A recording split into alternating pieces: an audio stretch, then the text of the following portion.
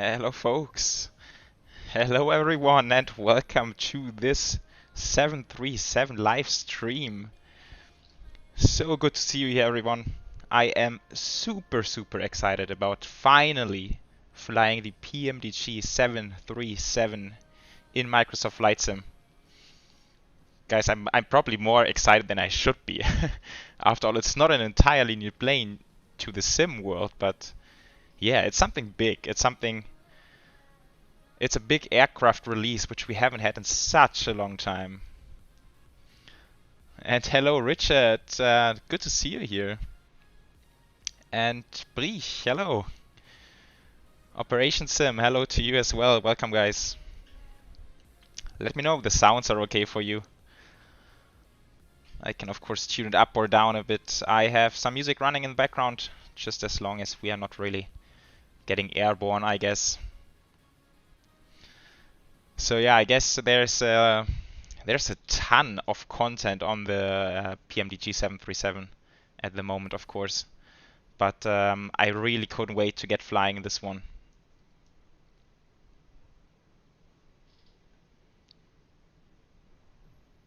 You hear nothing, meaning you don't hear sound or you don't hear voice. I hope you do hear voice. Otherwise, that would be kind of pointless here, but let's notch that up a bit. I don't know, sounds in Microsoft Flight Sim are a bit weird. Sometimes they get very loud. King Reed, yes, sorry, I've been wanting to say this. I've now activated CloudBot. First time for me trying it, so I didn't see your original message there, but let's see how it works. I hope it's not a pain. Yeah, Amazon, that's a plus, definitely.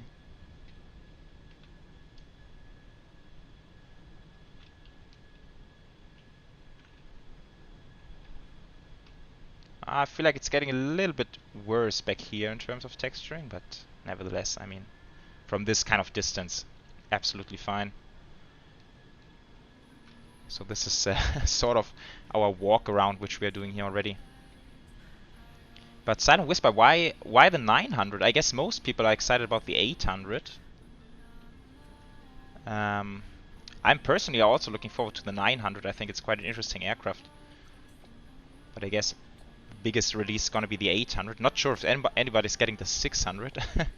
But I have this on my list. I've prepared a list of stuff I want to discuss with you guys, and we can talk about it later on. Sort of the release schedule and what they are charging for this aircraft. I think there's interesting aspects to that. It looks nice. Looks really good. Let's look in here. Yeah, that's just texturing, but that's fine. I mean,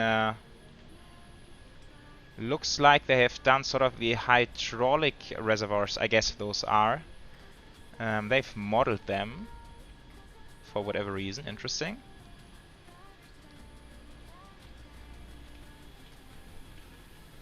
This is quite cool.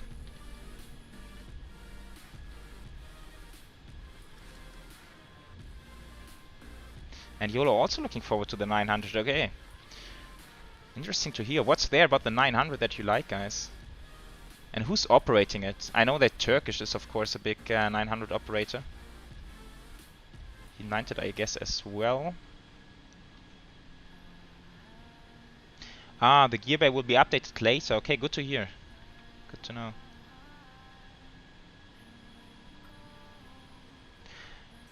And Julian, you are flying 900, are flying long routes from Turkish Airlines down to Africa. Yeah, that makes sense. And these are long flights, right? That's like 5-6 hours flights, I guess.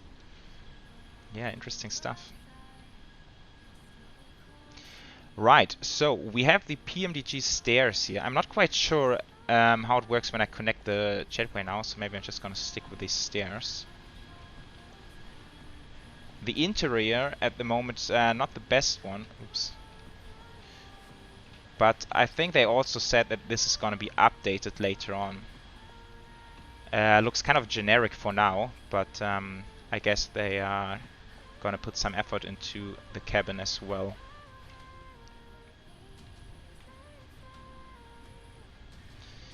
Well, so... Ooh, Nice. To be brutally honest, I didn't expect that to work. Ah, okay, but now I need to switch, I guess, like that. And here we are in the flight deck.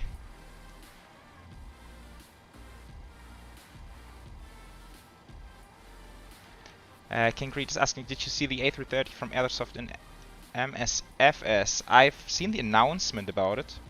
You know what? That's also an interesting topic. I'm gonna put this on my list for stuff we want to discuss along the route.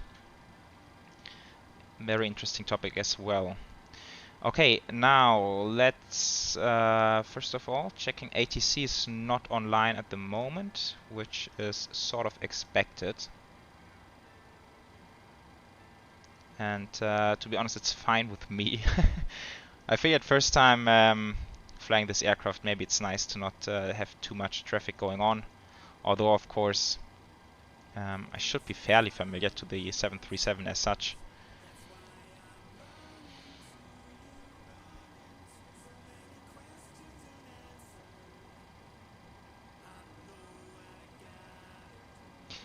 Time of departure. So now it's I'm a bit of I'm behind schedule already. So my plan is I'm doing real world flight times. We are flying United Airlines 1935, and it is departing. Let me quickly pull it up. I am well prepared today. So this is the one we are doing, United 1935, departing at 17 local time. Now in the sim, I think it's 10 past 17 already, 10 past 5, so we're a bit late.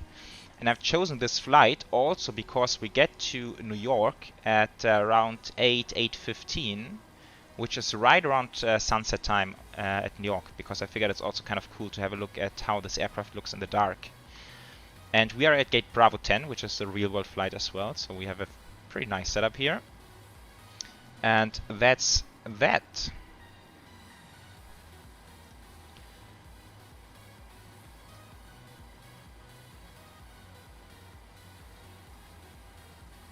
Citrios, moin, hello, welcome. So, let's get to it then, I guess. I mean, the flight deck is looking great. And to be fair, it's definitely looking better compared to the P3D version. This is something they still want to update. It's looking a bit edgy right now, this this fur on the seat. Typical Boeing fur. But yeah, it's looking absolutely brilliant in here. We have the real world config of this aircraft as well, meaning we have I think that's the Honeywell autopilot. We don't have the EFB yet, which is gonna be delivered later on.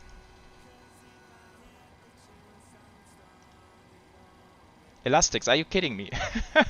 Is there actually gonna be an LaGuardia event tonight? Dang. I didn't know. You might be just fooling me, are you?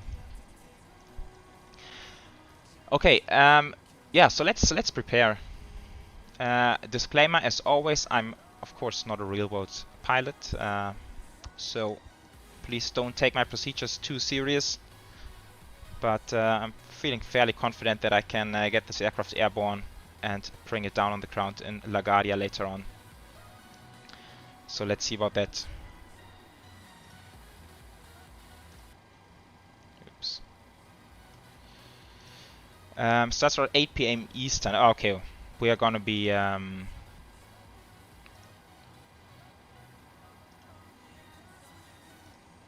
yeah, we are not gonna be flying at 8 p.m. Eastern time. I guess we will be done by then. Okay, Danish Flyer, I see the chat box also hitting you. Maybe I will update the settings later on. Maybe it's too strict. It's really the first time I'm trying it, so sorry about that.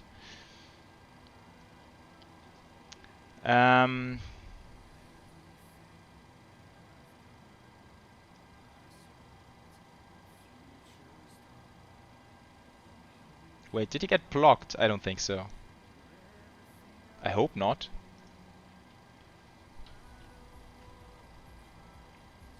Okay, let's start by... You know what? It's gonna get too late if I do like proper refueling now. Let's just load it in. I was about to use the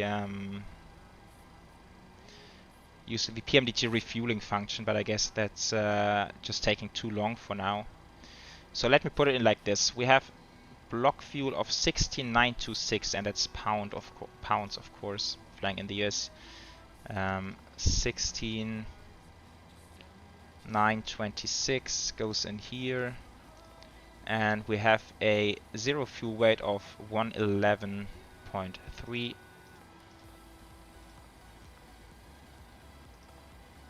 73% looks good to me. Is the dealing something that's working? I don't know. Probably not. Let's make sure we get these navs aligned. IRS.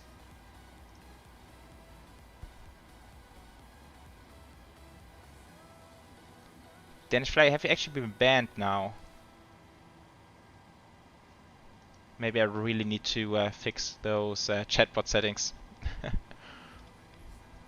Okay, we are on ground power at the moment. We don't need to worry about the overhead at the moment, so let's focus on the...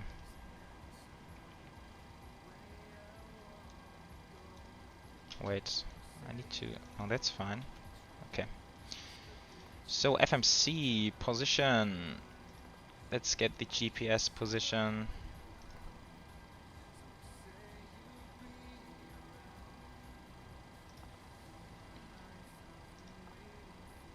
Oh, it works. I'm surprised. Didn't expect that to work.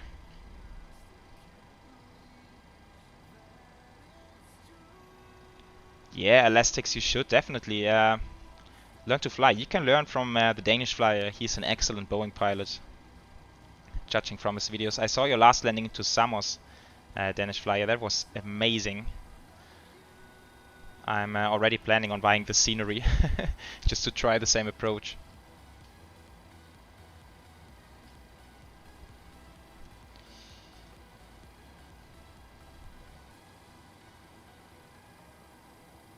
Yeah, Ben, it is kind of costly, I know. It's not very cheap. I got lucky. I was one of the guys buying the NGXU at the right point in time, so I actually got the full discount from the NGXU, which is kind of cool. Flying FS, hello to you.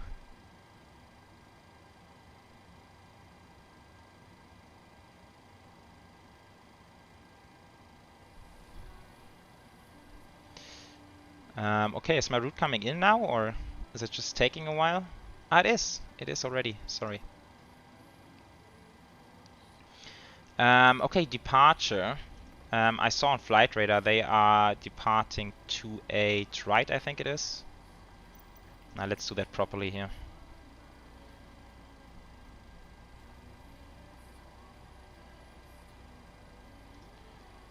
So, new flight, sim brief.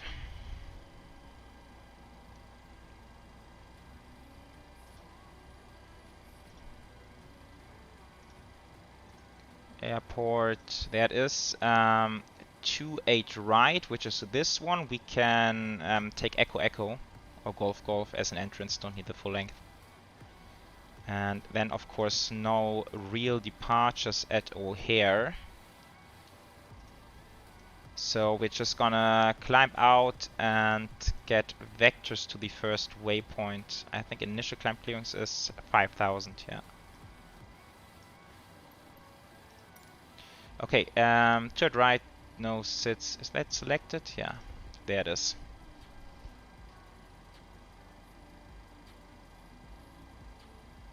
Julian, thanks for tuning in. Bye bye. See you next time.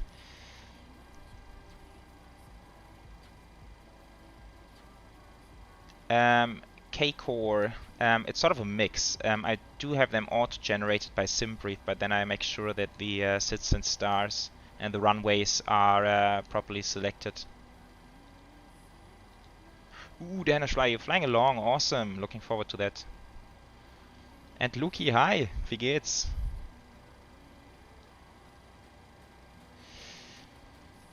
Okay, so that's in. Arrival. I don't know if we need it now. I think we can plan ILS-04. Or maybe we should. These stars in the US are crazy, so it's gonna be the MIP-4. MIP-4 transition at ETG. Let's do it like this for now, just to get a rough idea. Okay, that's the routing performance. 0 fuel weight 111.3. Let's see. Reserves 5.4 for Boston. Cost index 58. Seems a bit high, but that's what SimBrief is giving me. And flight level 370.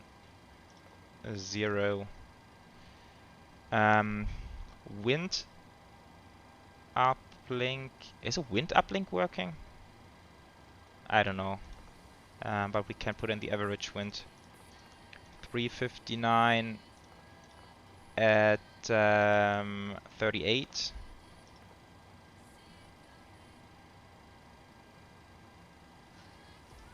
And temperature. I don't even know where I find it on the flight plan, to be honest. Anyhow. Let's have it like this. Okay, performance calculation then. I am lucky enough. I have TopCat. And who would ever thought that TopCat is coming back into a use?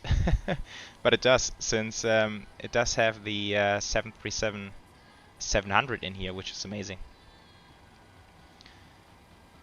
But now I still need to calculate the shortening if we want to use Echo Echo, right?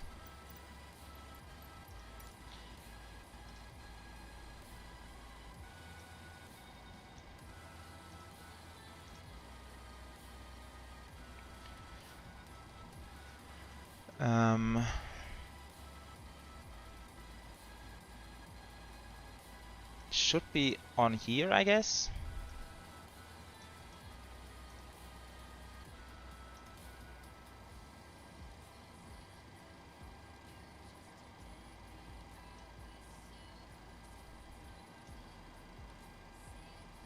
Ah, there's Golf Golf. No, there's Yankee.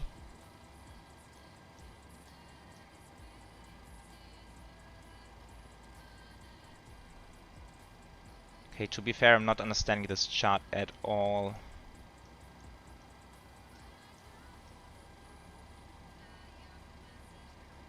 I think we're just gonna eyeball it. Let's see. So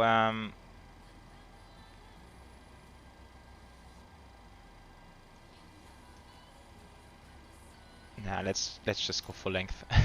This is getting too complicated. I have no idea. Ah, the flight's not even on there properly. Okay, but how do pilots know it then? Do they just know it by heart? I don't. Yeah, never mind. We calculate full length. Update for the weather. 160 at 9. Tailwind of 4. Interesting. But it is dry. Takeoff weight. Takeoff weight is going to be 127. Ah, that's accurate. 685. That's fine. Optimum aircon on. Anti-ice is off. Compute. That's going to be a flap 1. No, I don't think so. Okay, that's going to be takeoff 1. Temperature 35, giving us 90% N1. So takeoff 1, temperature 35.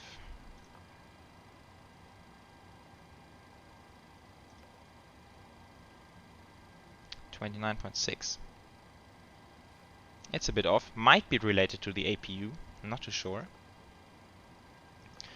Not too sure. We have a wind 160 at 9.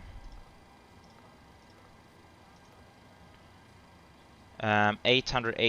Yeah, I don't know. Might be correct. It is dry.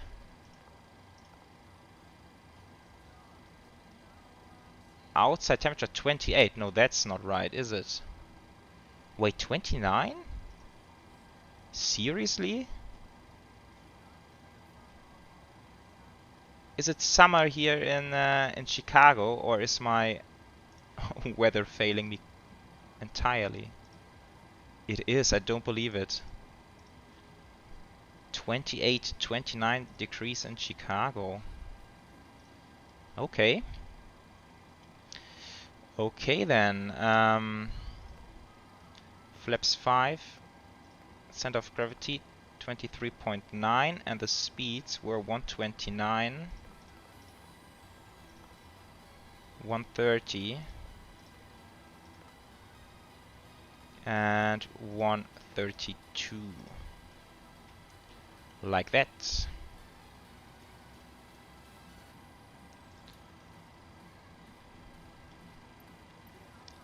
Initial heading is 273.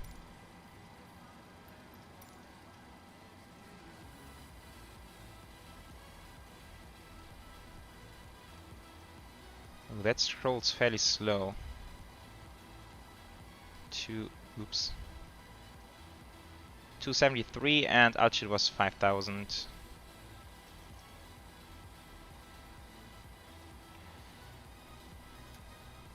Flight directors, LNAV, VNAV.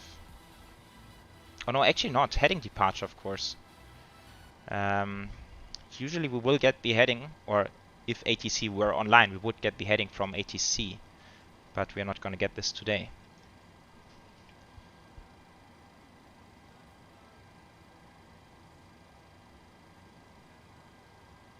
There's a ruler on the bottom of the charts. Okay, I'm going to check this out in a second. That's quite interesting.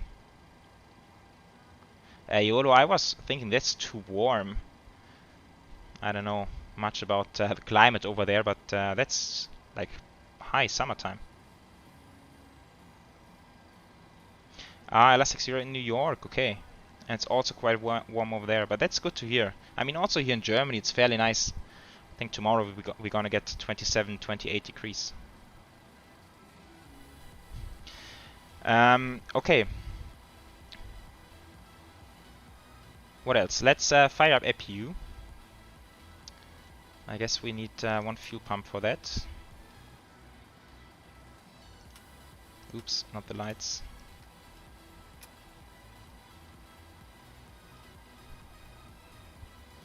I guess my passengers have become a bit toasty now. Passenger cabin, 100, close to 100 degree Fahrenheit. Yeah. Sorry about that.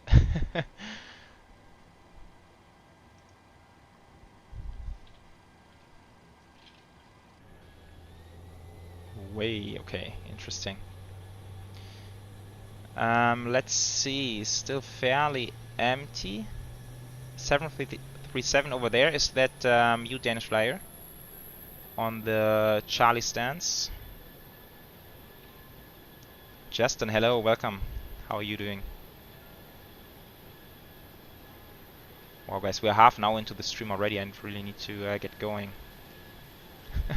It's so funny that everyone is flying 737 on the network today.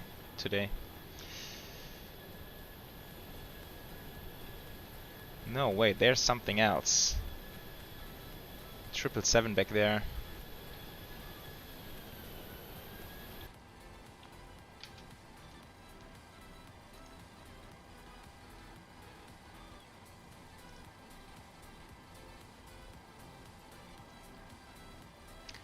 Oh, I'm just seeing my overlay is not correct.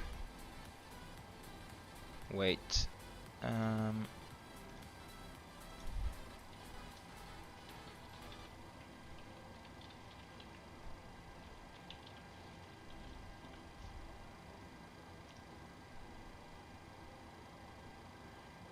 That's better, I guess.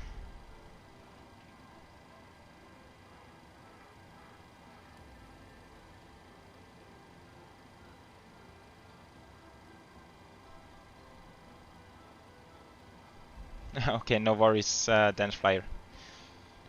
No worries.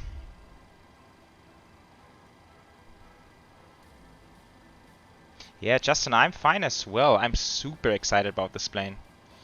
I've been saying it earlier. It's I mean, we are used to having a 737, but nevertheless, I'm just super excited to finally have it here in Microsoft Flight Sim.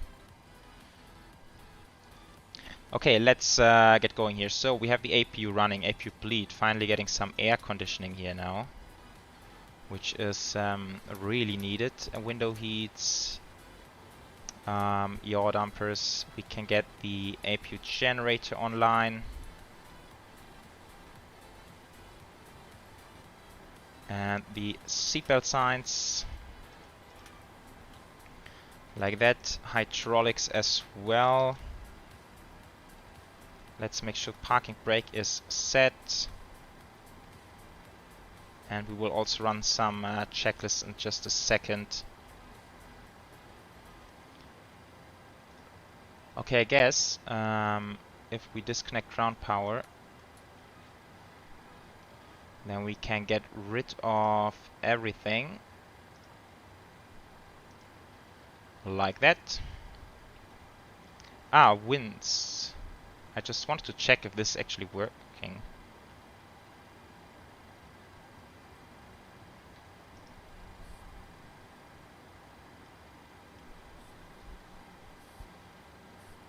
Allison, hello to you. Welcome. Wind uplink ready. Invalid config, okay. I'm not sure if we can even get it to work. Probably not, but... Ooh. There we are. We have controller online. Just in time. Okay. Squawk 1334.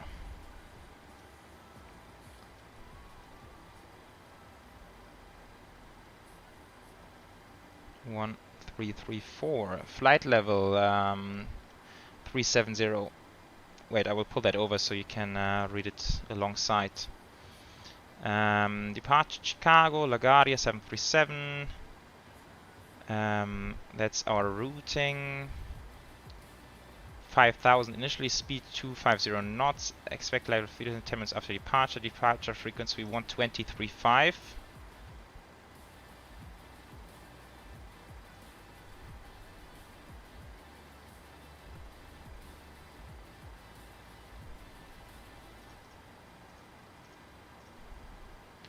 $123.5, and then I will also stop the music for now since we have ATC. Good Ryan, yes, I know, it's amazing, it's super amazing. YOLO, to be honest, I installed it like 2 hours ago.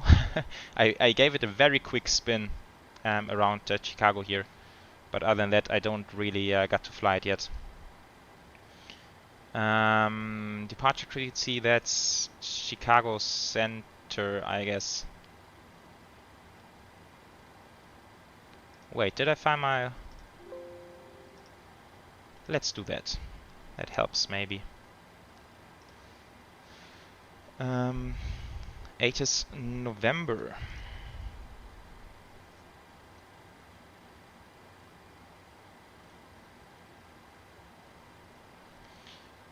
For taxi, yes, I think pushback is self-serve here at Chicago. And then we're gonna have Chicago Center. Nice.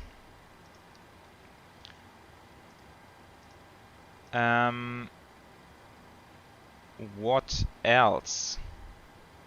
I'm just thinking now.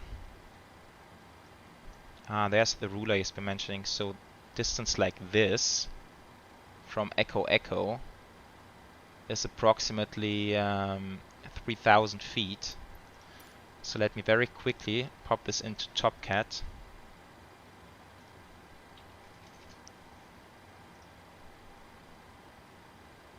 That makes no difference.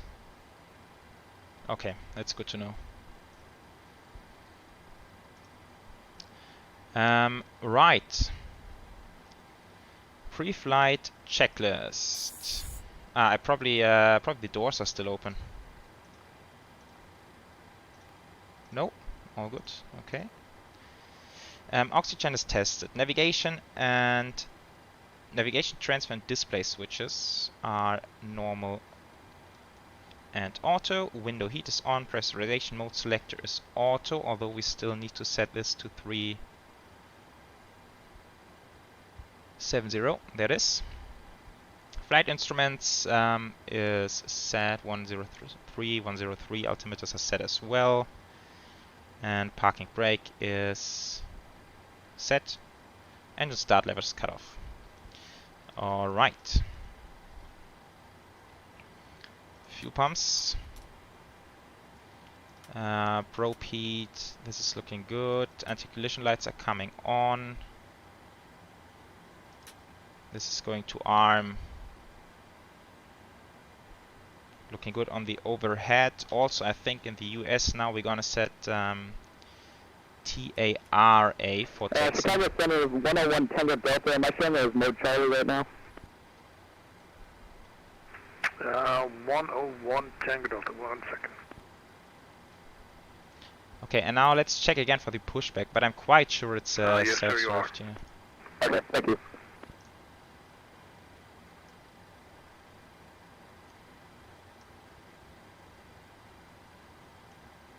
Yeah, so we just get pushback straight back. Okay, before start check is flight deck door closed and locks fuel. We have 16.9 thousand pounds on board. Pumps are on. Center fuel tank is empty. Passenger signs are on. Windows are locked. MCP is set. Takeoff speeds are done as well. CD pre-flight is completed. Rudder and aileron trim.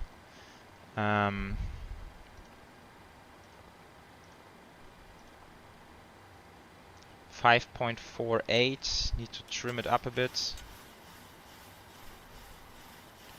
Taxi and takeoff briefing, yes, pretty much. Anti-collision lights are on as well. Check is completed.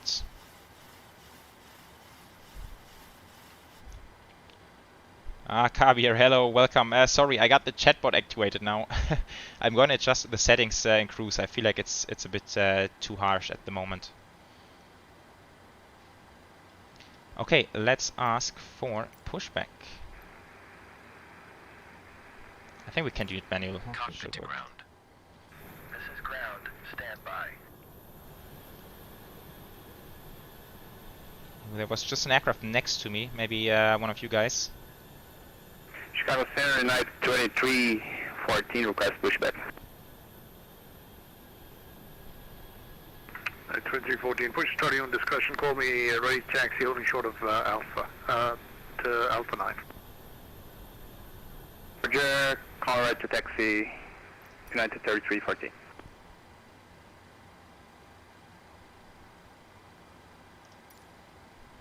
Okay, sir. The bypass pin is installed. All doors and hatches closed, and all ground equipment is removed. The parking brakes are set. Hi, Kavier, sorry. Sorry about that. Parking brakes set. Lifting the aircraft.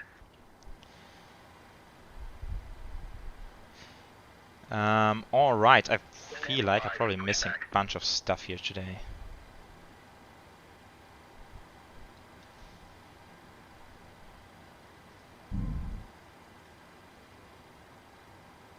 Yeah, by the way, I checked out this airframe earlier. It's quite old. It's like a 23-year-old airframe. Chicago Center, November 101 Tango Delta, information hotel, ready taxi for departure.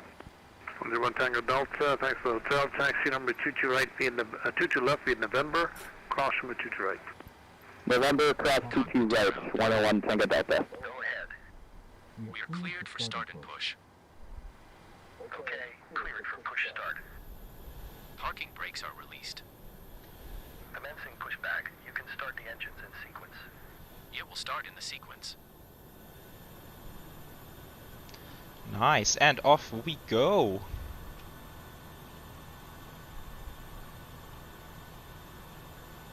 And Chicago Center, 101 Tango Delta, I might be just a minute once I get to the runway before takeoff. That's fine. Beautiful stuff. Oh, he's getting pushback as well, okay.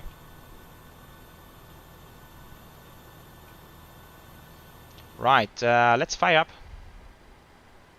What's going on with this altitude? Southwest 5828, push start in Yankee. 5828, you want to push on to Yankee? Airframe. Okay, Action Yankee approved, face northeast. Approved for Yankee facing north, 58 to land.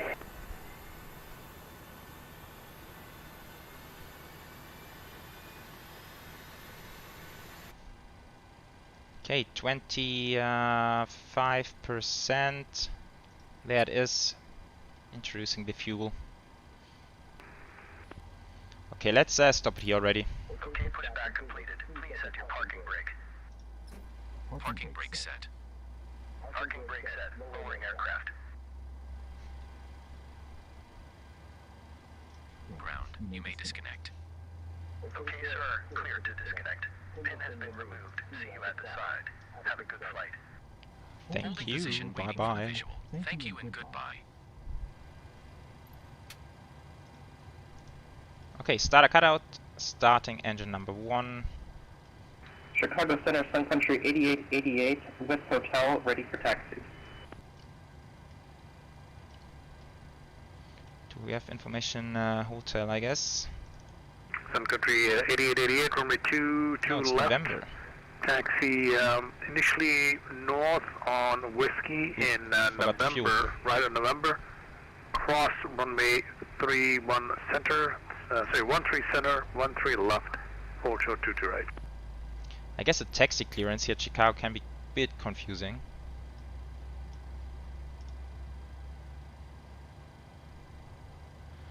But this is Alpha, this is Bravo. Via Whiskey, November, so yeah, I think we can figure it out. 13 center, cross 13 left, hold short of 22 right, Sun Country 8888.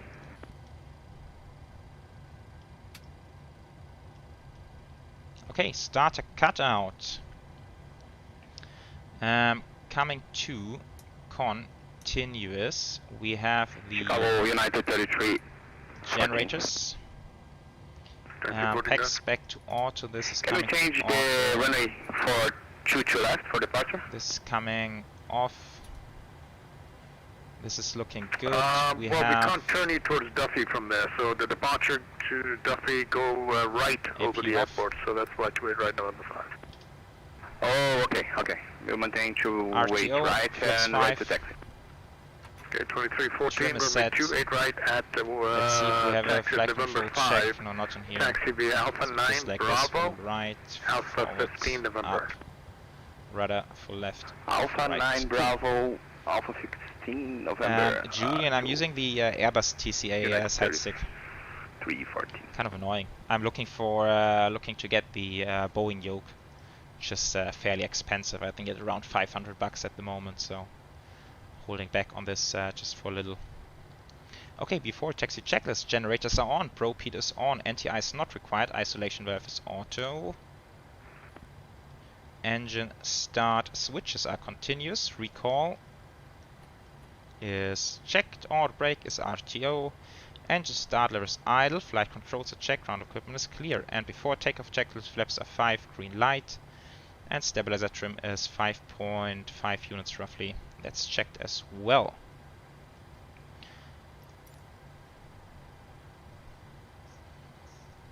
Okay, so let's get in contact with ATC.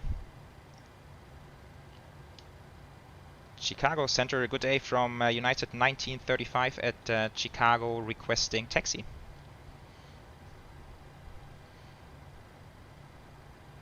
United 1935, runway 22 left. Taxi via Alpha 9, Bravo, and Victor.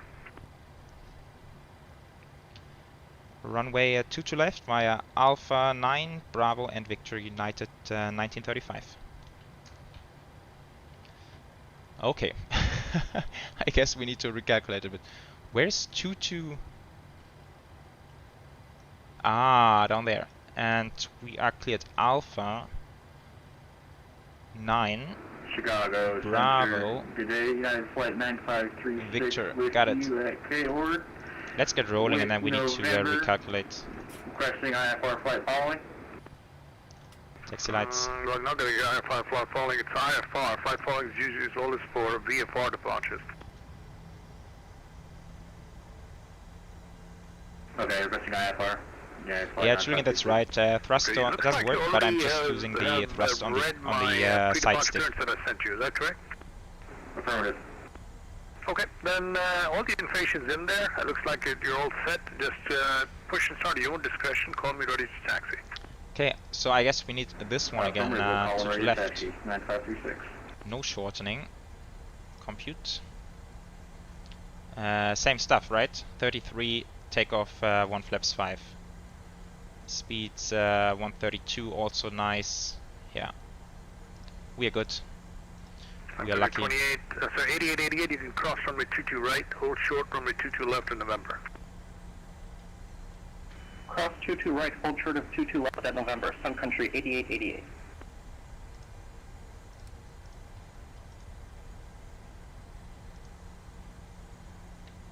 Okay, if I remembered correctly, he's gonna give us a heading for just after the departure. We will pretty much turn right after liftoff. Southwest 1600 on the ground at Milwaukee, ready to copy Alpha to St. Louis.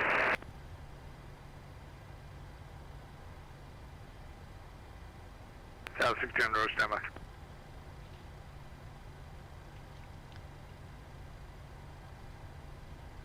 Okay, Alpha 9. This is Alpha 8, Alpha 9. Took the wrong one. Let's go Alpha 8 then. Pretty much the same. Sorry about that.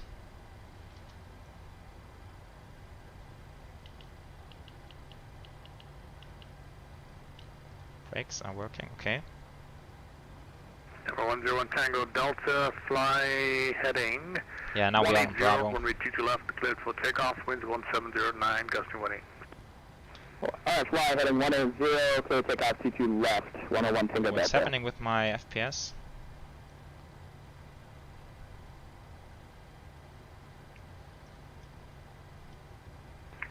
Chicago Center, Southwest 2338 across taxi. So this is just gonna take us all the way around here to Victor. Taxi runway 22 left via Bravo and Victor. Let's have a look again at the departure. Yeah, we will certainly be above these altitudes, which is not an issue at all.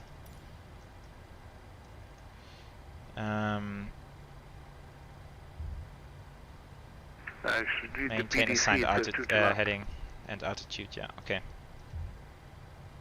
If you want 22 right, 28 right, I can give you that as well. Oh no, I said sorry. Yeah, we appreciate the 28 right if that's possible. Okay, taxi. Let's see how you can do this. Turn right on Alpha 21 as the taxi next to you. On the guys, right, let me know. Any one of you Alpha, got the 737 already? And if so, what's your initial thought about it? Would be interesting to know. Alright, sorry, we changed your mind. 2 to left, we'll go. Sorry. Alright, go taxi 22 left via Bravo Victor. 2 to left, Bravo, it's Southwest 30, right? Southwest 58, 28 taxi. Southwest 58, 28, runway 22 left, taxi via Yankee. Via Yankee to the left, drop the vehicle. Bravo, okay, he's not Everybody going down enjoying the Victor. PMDG, I guess. Yeah. Yes, sir. Did you hear him, guys? He was just saying everybody's flying PMDG. Yeah, everybody. I've got 8 departures, 7 PMDG 737s. Yeah, that's fine. 121 Tango Delta, radar contact the altitude. BRJ 900 for the win. Say again for Tango Delta. Tango Delta, radar contact should be leveling off at 3,000, that's for the SID. What's your altitude now? I'm almost 4,000, I'm going back down, sorry. No, don't go back down. Radar contact 4,000, climb and maintain, flight over 380. Up to 380, 101 Tango Delta.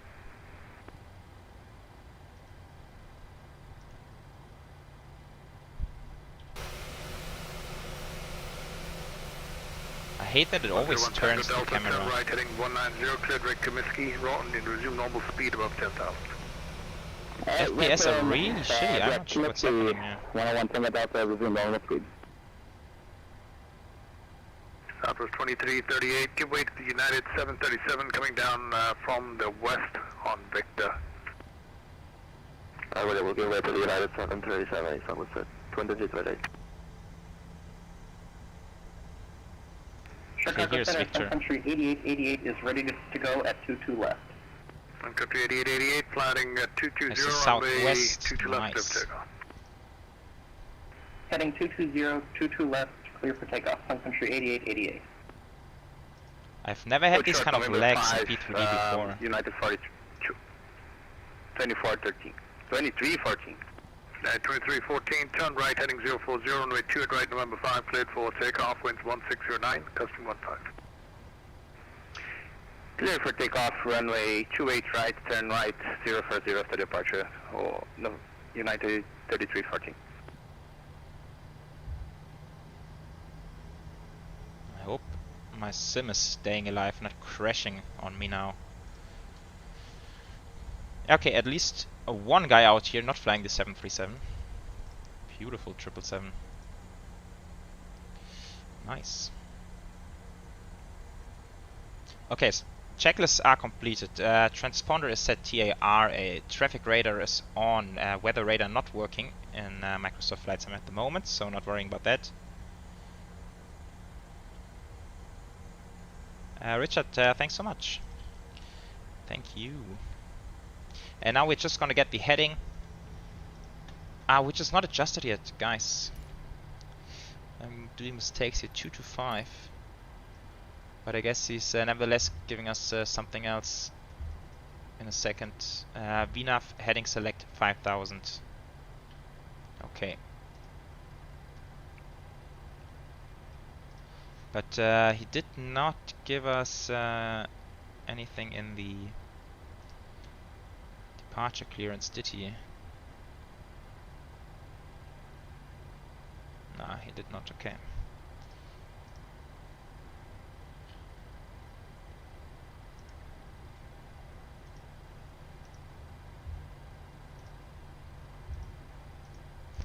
Richard, you're not flying the 737. Why not?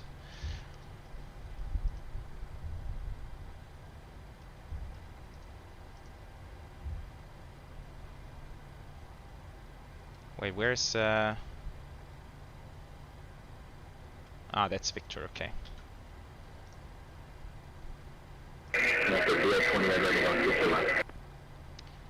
Yannick, hello. Just in time.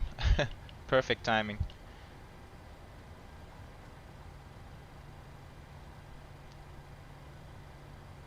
Oh, I didn't change it in here, guys. I'm really... Oops. Let's hold it here for a second. I need to... Country 8888, radar contacts the altitude. to left. Leveling off at 3000 for Sun Country 8888. 8888, radar contact 3000, turn left at Comiskey, climb maintain, flight level 370, resume normal speed. 128. Turn left and climb to 370, Sun Country 8888. 129. Left at Comiskey, resume normal speed, climb maintain, flight level And 370. 132. To Comiskey, resume normal speed and climb. Sun Country 8888. I really hope 370. I'm all set now. 370. 2314, radar contacts the altitude. 5000. 2314, radar contact 5000, turn right heading 090, climb maintain, flight level Ooh, 3. Connor, hello. It's great. Looking absolutely fantastic. Climb maintain I think it handles well as well. 3314.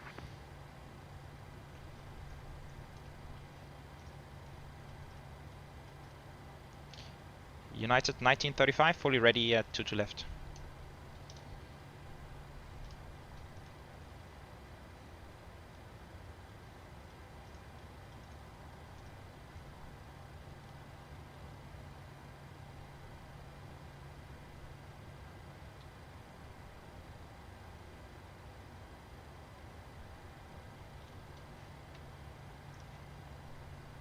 Some of that. United 1935, wind 1609, gusting 15, turn left heading 140, runway 22 left, dead for takeoff.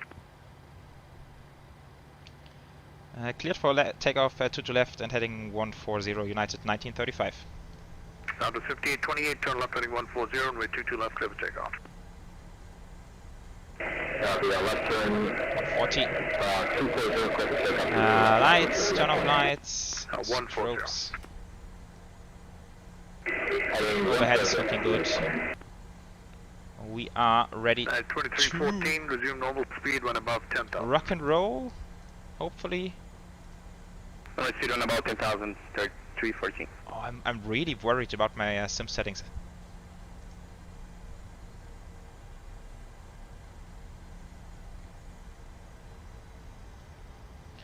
Okay, 2 to left identified.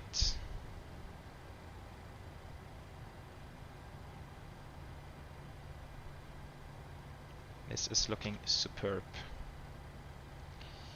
Clock and 50%. 2338, runway 22 left, round for weight. Runway 2 to left, southwest 2338. Power established. Toga.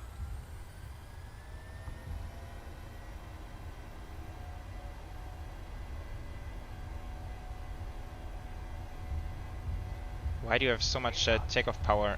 That's crazy. I want to have like 90% N1, now we have 96. V1, rotate. Rotate. Ooh, it's a quick rotation. We are airborne, positive rate, gears coming up.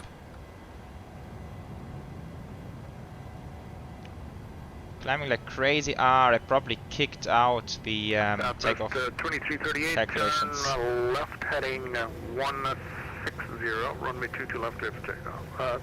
Sorry, turn left to 170, runway 22 left, clear for takeoff. Left turn to 170, runway 2 to left, clear for takeoff, southwest 2338. Nice. 2314, cleared right Duffy.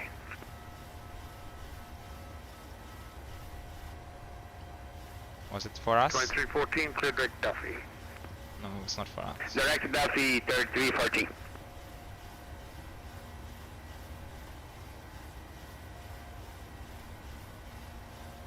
Flaps 1.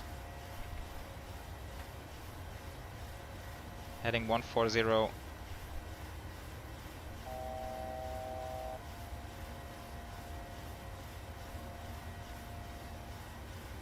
Leveling off. Flaps up.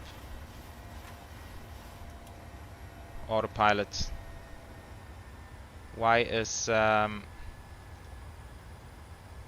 my heading select not working? Altitude hold.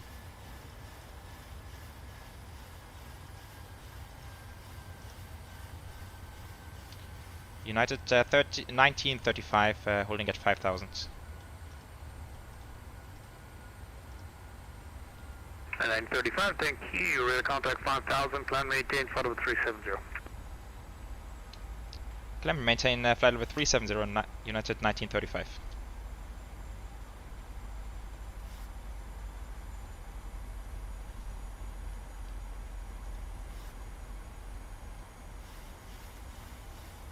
Ah, VNAV, of course.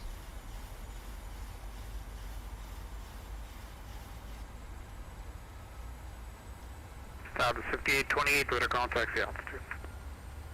3000, 5828. That's 5828, radar contact 3000, climb maintain, flight 370.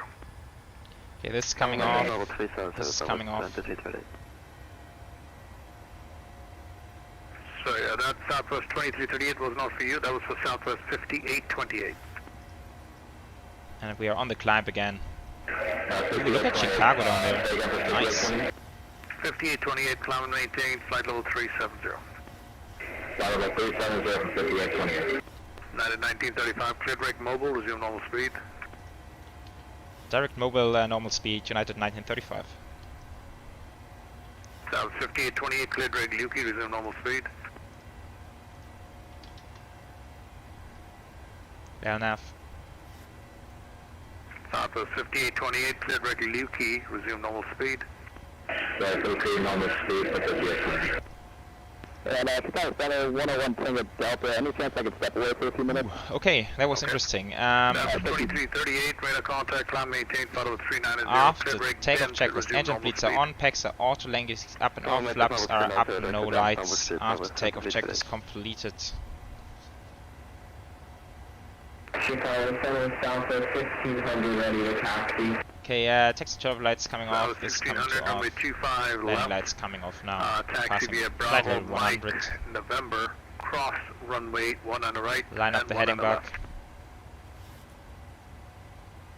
Yeah, somehow there was a lot of stuff to do during the departure. I also wanted to hand fly a bit. Tracking 25 via Bravo Mike, November, cross yes, Yolo. In fact, I have been to Chicago.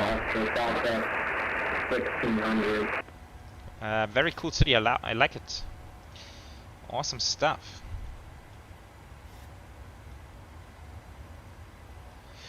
Very good. I honestly feel like I should dial down the settings a touch before we get to New York. But let's do that somewhere. Midway information, India's current During wind the cruise. 18010 and the altimeter is 3001. I'm just seeing the overlay is not working properly, right? Ground speed and no, heading. Yeah, heading is also wrong. And vertical speed as well. Okay, I will look into that.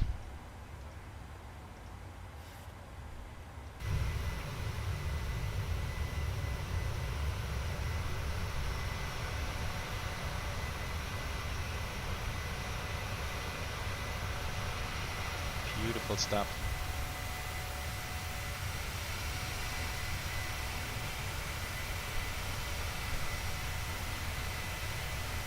Leaving Chicago.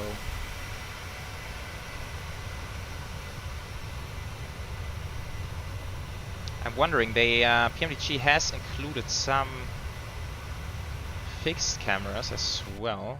Ooh, nice. That's what I've been looking for.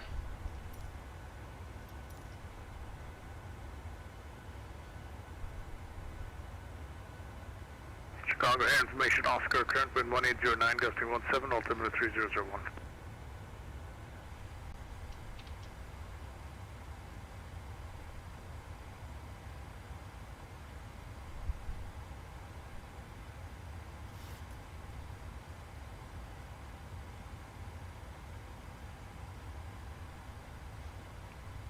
I feel like it's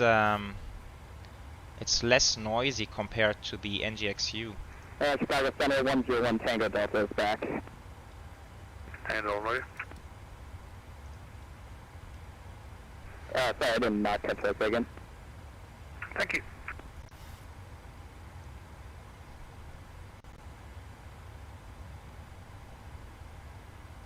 Okay, so we're gonna have Chicago control for a while. After that, no further ATC at the moment, but that can of course change anytime.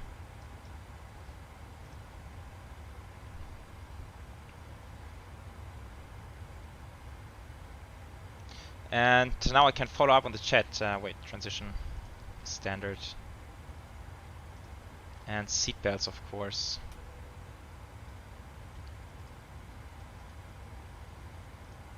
Okay, looking good. Yeah, following up on the chat, Yannick saying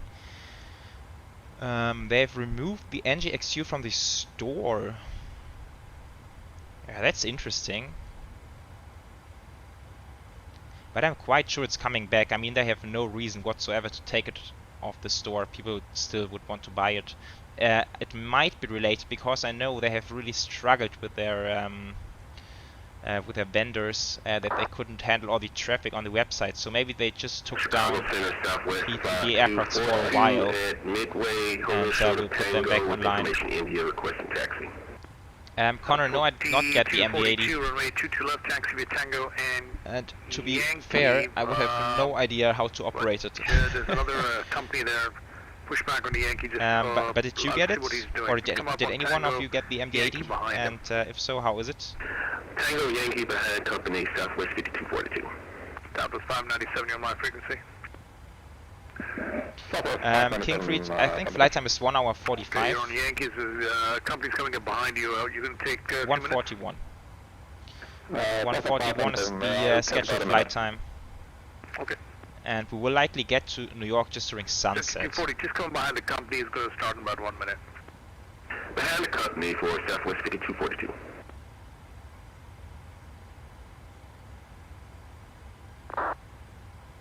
101 Tango Delta, leave my airspace radar sources are terminated, change to Yannick, that's frequency, mean. good flight. But yeah, I guess that could technically happen. Delta, have a nice one.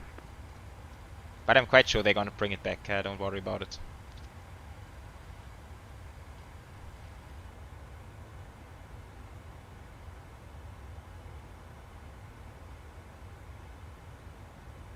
Ah, King Creed, it is good, okay. You know, I was a bit hesitant getting it because I'm really getting my thrill in flight simming from flying real world routes, and I guess with the MD-80 I would have to settle back on historic routes, and I'm not really sure if that's my thing.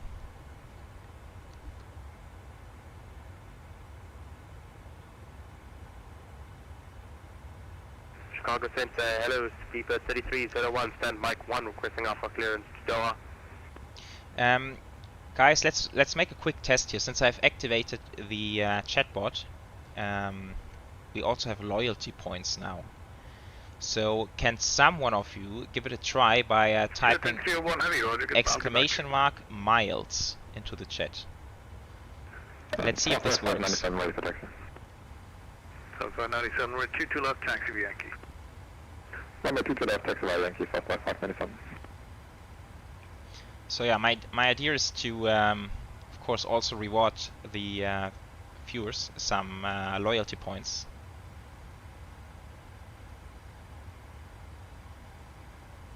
Ah, there it is. You have 1 mile.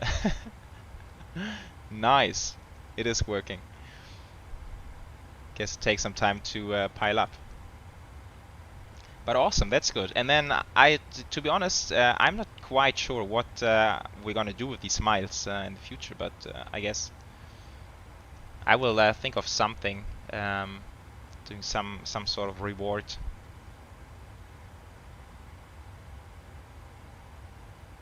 But it is working, that's cool. Perfect.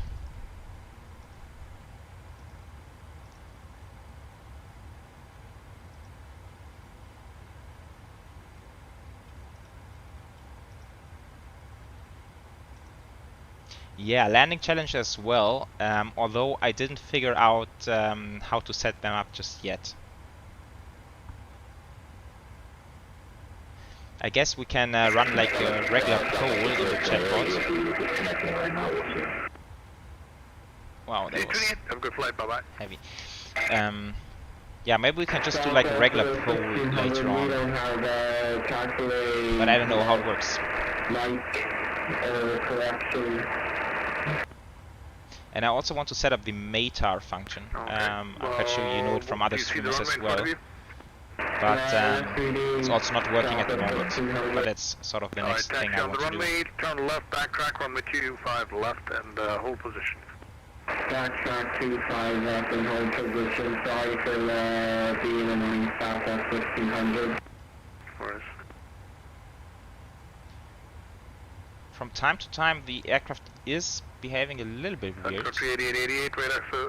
but it might entirely be related to Rex or the weather in Microsoft flights. I'm not sure. Alright, thank you. Sun Country 8888. Ah, specs. That's also a good one.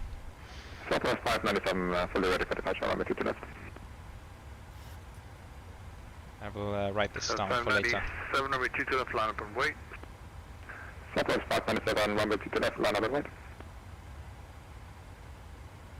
We have a pretty high cost index today, Mach decimal 79. It's quite high. 97, turn left heading 140, Quite high. Do you see this? Sometimes it jumps into red. I don't think this is weather related. This must be some sort of very small bug, in my opinion. Southwest 5242, runway 22 left, full length, line up and wait. Let's see if it happens again. Line up and wait, runway 22 left, Southwest 5242. Rude Addons. Okay, Yannick, we need to get in touch later. Let's figure it out together. I see you have a lot of good ideas.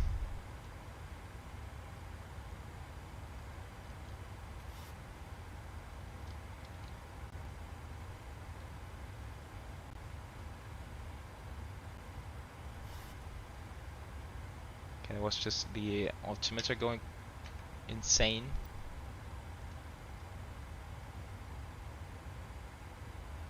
Yeah, so there are a few little bugs. It's just really hard to tell if this is PMDG related or if this is Microsoft Flight Sim related.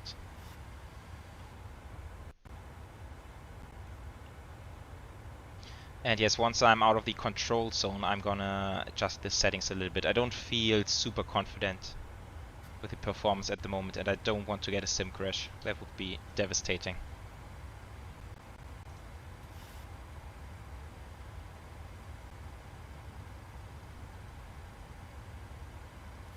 Southwest 1600, where do you want us to hold? Just turn around there and hold on 25 left. Hold on 25 left, Southwest 1600. South of 1600, fly runway heading number 25 left, clear for takeoff. Once again, jumping into the red. Interesting stuff. Clear for takeoff, Southwest 1600.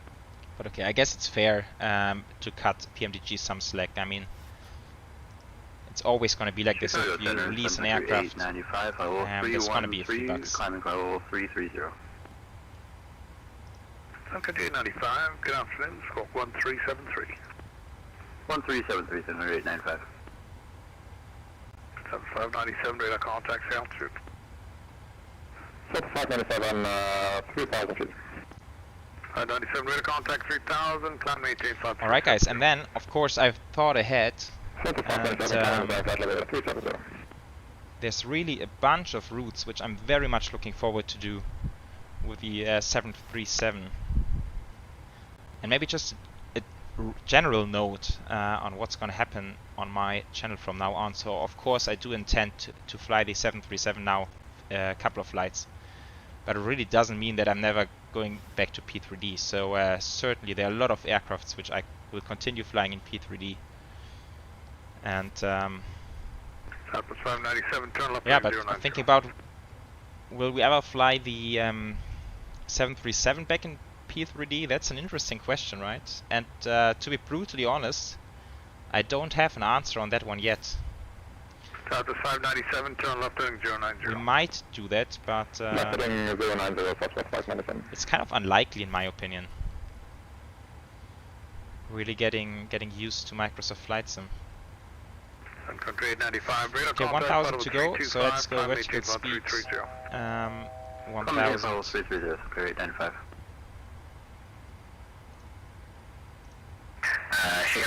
How you doing, sir? November 5 Kilo Fox, Boston, setting 251. 550, Kilo Fox, good afternoon, squawk 1353. Yeah, Yannick, maybe the 76 or 78. That's a good point. I mean, we still have like Chicago Center, good afternoon. 3 months? I think it's 3 months until we get the 737-8. So it's a long time.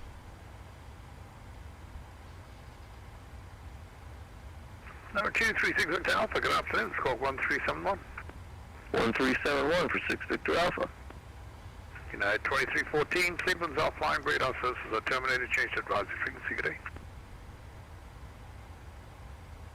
Okay, leveling off, flight level 370, here we are, why are we... United 2314, radar services are terminated, have a good flight, bye-bye. Back to VNAV. Mark decimal 1500, radar 79. contact, say altitude. We are passing to 5700 Southwest 1600. Alright, next time make sure you level off at 5000 as given in your PDC. Radar contact 6000, turn left heading 180. Turn left 180 Southwest. Yeah, okay, let me adjust 1600, climb maintain the controller a bit. Climb and maintain flight level 360 over Southwest 1600.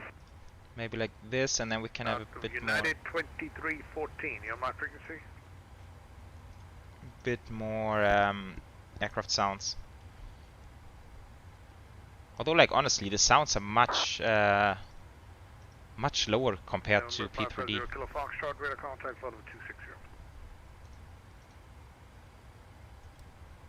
236 Victor Alpha, radar contact, looks like about 20 miles west of Brickyard, climb maintain flight 260. Climb maintain flight level 260 for 6 Victor Alpha, roger. That was 2338, Lee Mass, based to the south, radar services are terminated, had a good flight. Really interesting. Chicago Center, Southwest 5242 on runway 22 left. 5242, turn left, heading 210, runway 22 left, clear for takeoff. 210, clear for takeoff, Southwest 5242. South 1600, Looking contact now. very nice. 360, and clear direct to, you go But direct it's still Robert. super laggy. I'm gonna adjust the settings in a second.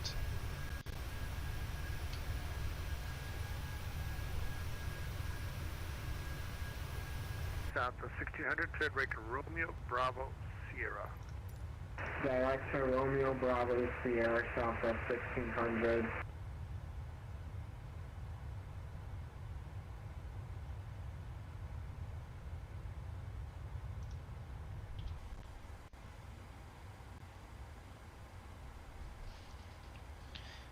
Yes, Yannick, graphics are amazing, that's right.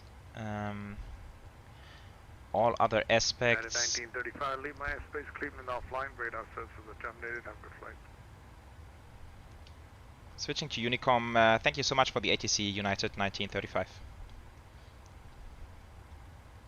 Southwest 597, clear direct Lukey. Yannick, I would agree with you in general, apart from one thing, which I really started to appreciate in Microsoft Flight Sim compared to P3D is the flight dynamics. People saying, I heard it on other streams with real world pilots, they are also saying it's not perfect. The flight dynamics are not exactly according to the real world ones. But I think in comparison to P3D it's better, since P3D basically had no flight dynamics whatsoever. I mean, aircrafts are just running on rails in P3D. I'm not sure about X-Plane. X-Plane might be a different story. I think flight dynamics in X-Plane are not too bad.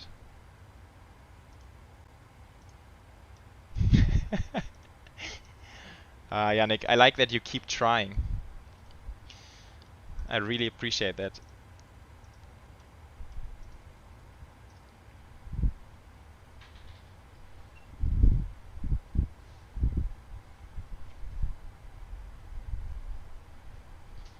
Yeah, but I've previously I've been mentioning other routes I want to fly, and my aim is to be back with another live stream on the weekend, Saturday or Sunday this week. And the very cool guys from RD Presets have provided me with a actually I'm not allowed to, not sure if I'm allowed to say. I'm not sure. Yeah, anyway, I mean, they're gonna tell me if I did something wrong. So we're gonna check out the Rotterdam Scenery coming up from RD Presets. And this is a very, very good scenery for 737-700 flying. I think there's KLM, there's Transavia operating a lot of flights out of Rotterdam. So I really want to check out this one. And then, of course, another thing I want to do, which I finally get to do now with this aircraft and with Microsoft Flight Sim, is this famous approach into Rio. How do I find? I don't know the code.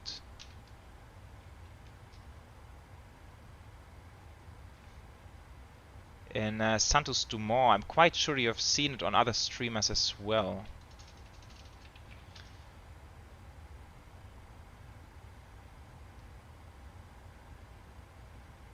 Here it is.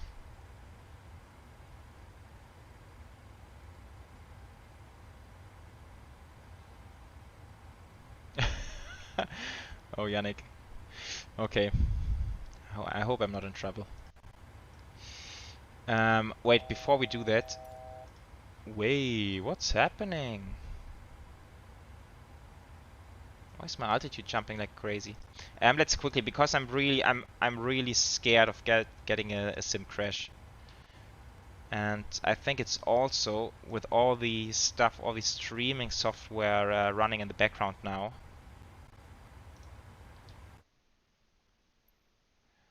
I am kind of scared. Let's go medium.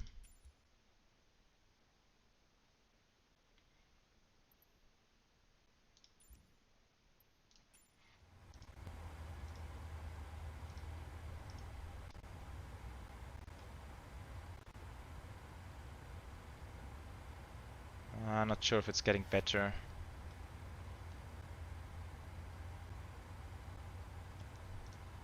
Maybe it's my CPU.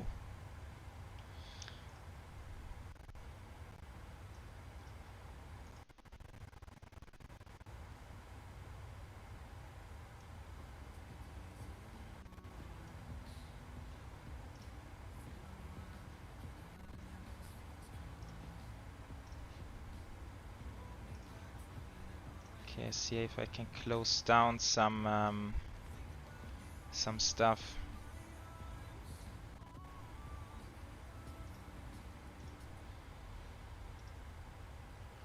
But then at the same time, I want to get... sorry, that was wrong. Just want to change the weather to live weather now.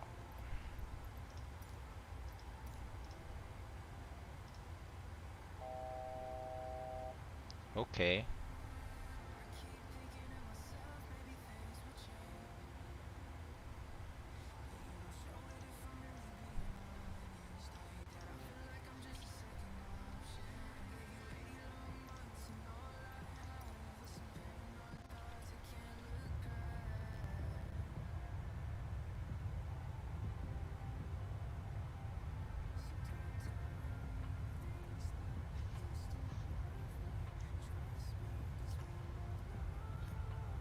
Right, Sierra Papa Romeo Yankee, that's the code.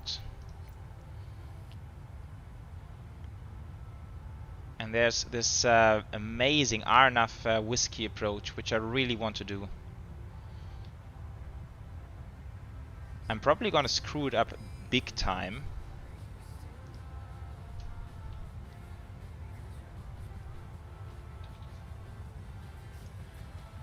But I guess it's gonna be fun nevertheless.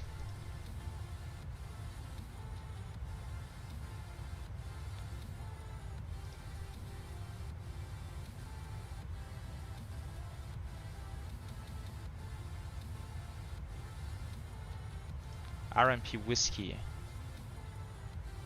No, that's here it is, into 02 right.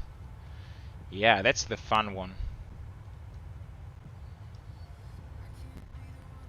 It's a very, very tight turn in the end. And then landing onto this runway, which is might even be the shortest runway used for airliners. I don't know, but it's insanely short. So you just try to put it on the runway. Don't worry about the cruiser. Just put it down there. And then you gonna slow down the aircraft, max braking. Runway is only 1,300 meters. And then just gonna slam on the brakes, and then you are sort of come to stop back here somewhere. Anyway, this is really one of those flights I want to do. And then also there's another airline still operating the 700, of course, is SAS. And mainly so in Norway. And Norway, of course, has some beautiful airfields as well. So I think flying into Norway will also be quite fun.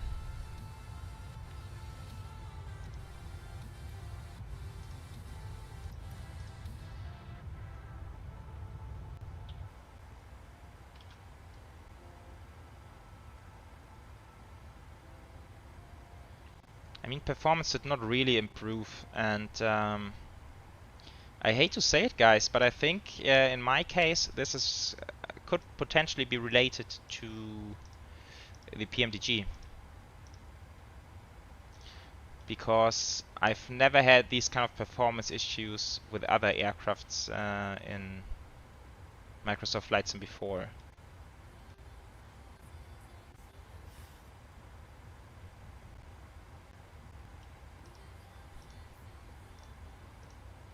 let's see. I really hope it gets a bit better over at New York.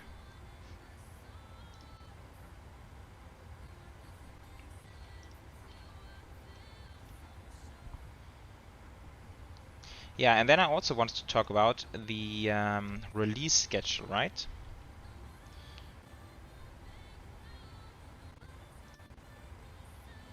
And I've seen that over at the cruise level website, and they did a pretty neat summary of the release schedule and also the pricing. And this has been super interesting to see. So this is in German now, but don't worry about it. Kind of easy to understand anyway. So first of all, this is the release schedule. The 800 coming along 1st of August, presumably. So yeah, this is quite some time away, honestly. The 600 coming before that, at a price of roughly $50. And to be honest, I'm not sure if I'm gonna get this one. Getting the 600 for $50. And I guess it's one of those aircrafts, you know, you're gonna get it. It's kind of fun to fly it, but honestly, it's like I do maybe 1 or 2 flights in it, and then I probably never touch it again.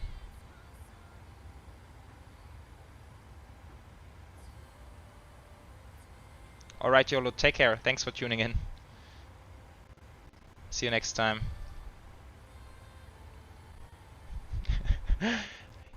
Yannick, nice job. What did you try to spam? Right, so that's that. I mean, this is not sure if I'm gonna get the 600. And then it comes to pricing, and that's something super interesting. I think PMDG now has made a very, very smart move in terms of marketing. Because up to now, it's always been said that Microsoft Flight Sim in general is gonna get cheaper for the consumers, right? So eventually people will pay less for the same kind of add-ons. But then if you compare this kind of pricing, now that they put all the additional variants into one, right? Now we have the BBJ and also the cargo in the 700. And we're gonna get the same stuff with the other ones as well. If you get all of them, you're gonna end up at pretty much $245 roughly. 900 still is being estimated price. It has not been confirmed yet. While in P3D, getting everything, you came out much cheaper. So that's really interesting. So in fact, you're gonna get the same sort of bundle of aircrafts for a higher price compared to P3D. And I found that kind of shocking, to be honest. I mean, I'm not saying that it's not worth it. It's quite the opposite. I think it's absolutely okay to pay a high price for an airliner such as the PMDG 737. Not complaining about that, but just the fact that it's now becoming more expensive compared to P3D. It's kind of interesting.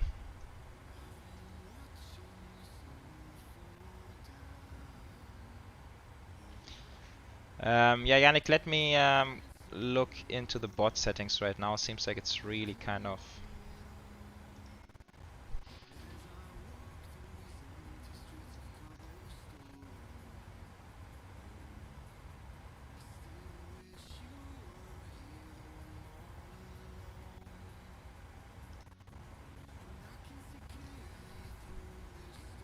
Okay, I've turned the bot down a bit. I think it should be better now.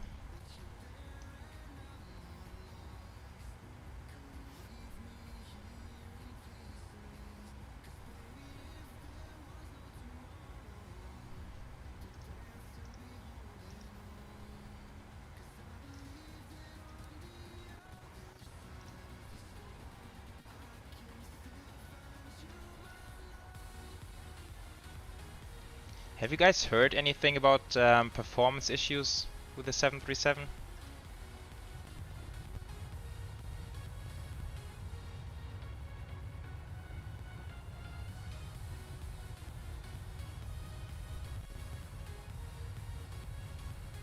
Oh yeah, Yannick, I've actually I put a command in the bot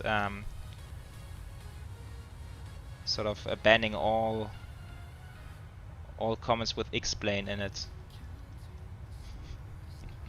No, just kidding, but yeah, be kind of fun anyway.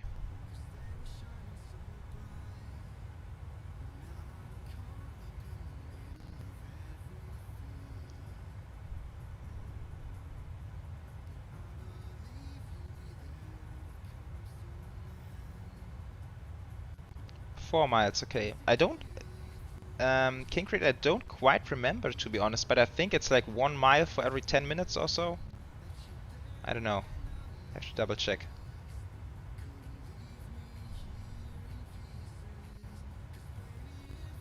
Yeah, and then of course, guys, also big news this week. I'm not sure if you have heard about it, but the Phoenix. There was a statement from the Phoenix guys, pretty much saying that if the next sim update, which is, I think it's sim update 10 or 9, I don't know, 9 or 10, if this is not changing too much, then we can expect to have the Phoenix within days now. Which is crazy. We just got the 737 now, and now the Phoenix is right around the corner. But of course, I mean, I know that software development sometimes takes a lot longer than expected, but anyhow, we might have the Phoenix pretty soon, and this I'm really looking forward to the Phoenix. Yeah, it is. Just looking at the screenshots of the Phoenix, it's amazing. It actually looks like the real airplane.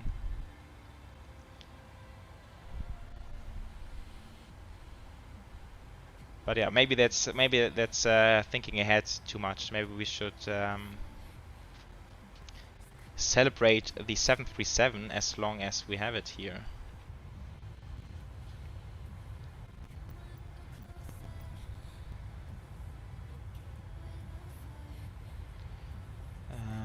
Free camera drone.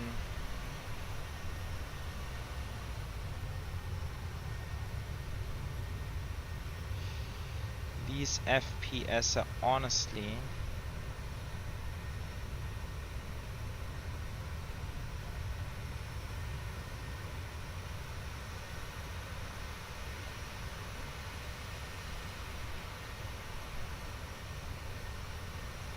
I've never had these kind of FPS issues before in Microsoft Flight Sim.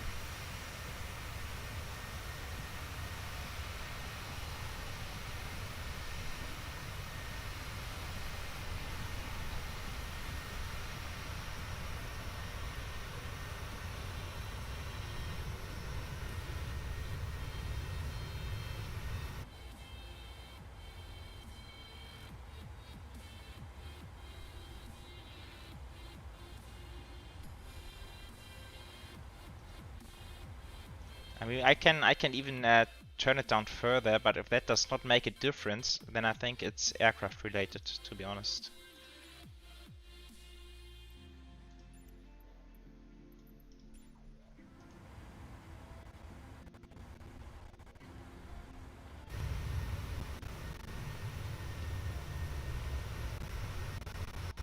Yeah, it's not helping at all.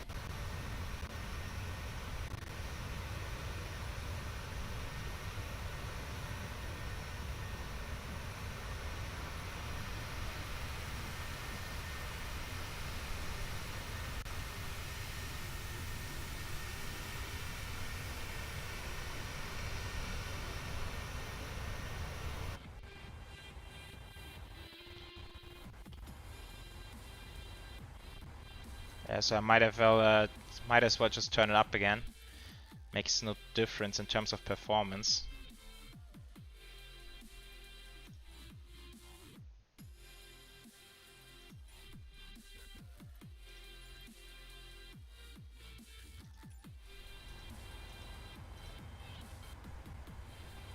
But we can already put some lighting on. It's slowly turning a bit darker in here.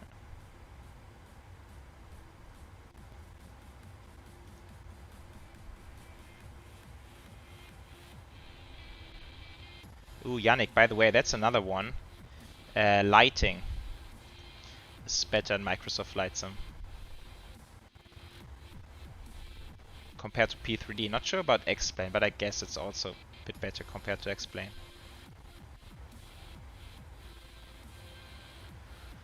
This is really getting worse. It's super annoying.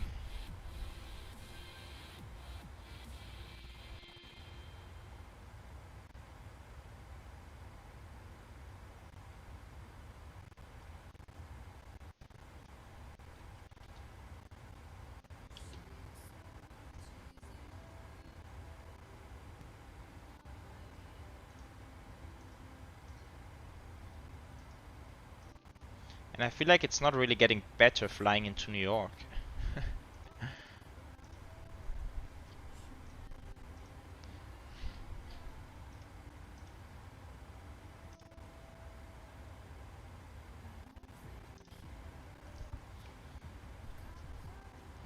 And one of you guys, who of you have mentioned the A330 earlier? Aerosoft A330 for Microsoft Flight Sim. Can't remember who it was, but interesting topic as well, certainly.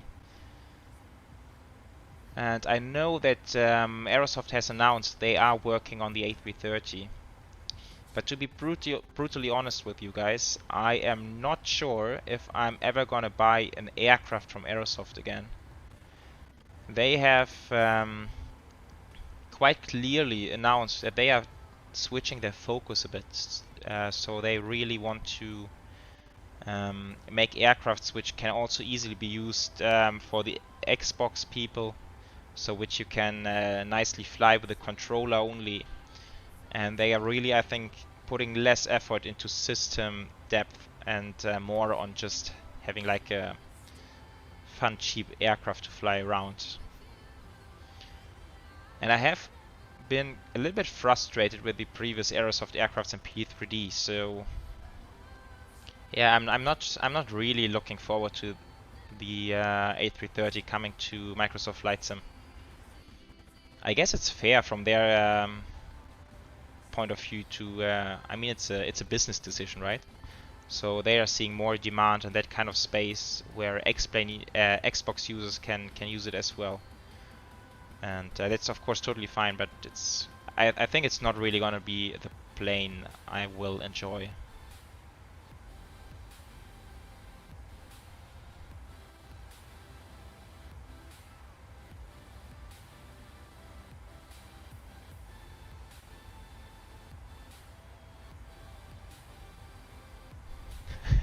Yeah, Yannick, that's a good way to put it. I haven't even tried the Concorde, but yeah, just judging from it, I mean, looking at a Concorde for what was the price, like 30 bucks? I don't know. It just tells me this is not the kind of add-on I'm really looking for. But I guess if people enjoy it and people are happy with it, by all means, absolutely fine with me.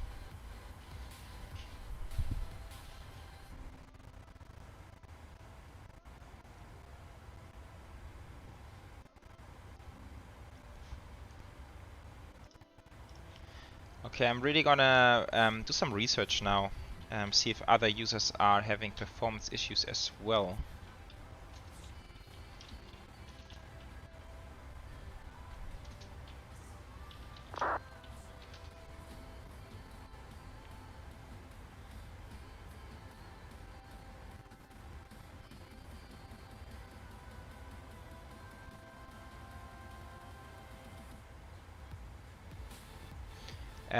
Diego, good question, but I will definitely keep P3D.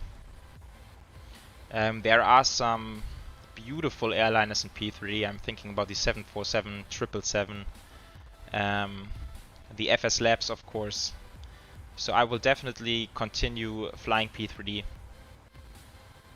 And to be fair, I mean, if you think about it, we pretty much waited 2 years for the 737. Their very original initial idea of a release of this aircraft was in, I think it was September 2020. It's almost 2 years ago, and so it really took a long time to bring it to the users. And if you now ask me, well, when can we expect to have like a 747? Well, I think the 777 is going to come next from PMDG. I'm like, honestly, I think the honest answer would be summer 2023. I would be very surprised if we get the 777 any faster than summer next year. So yes, I think I will stick with P3D for quite some time to come.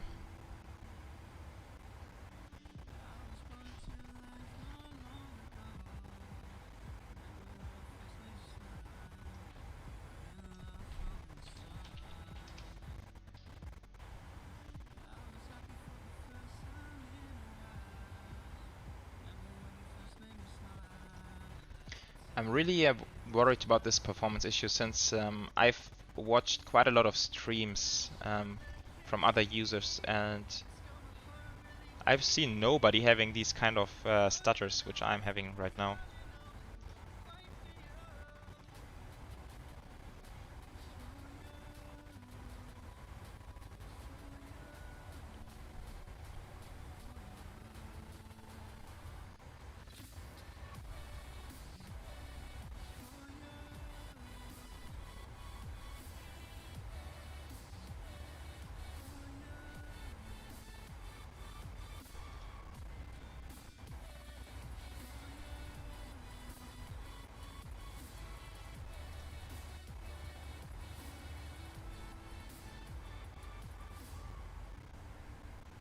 Oh really, Diego? 787 coming to Microsoft Flight Sim? That's interesting. I haven't really heard about that yet. But yeah, that would be nice. Julian, servus.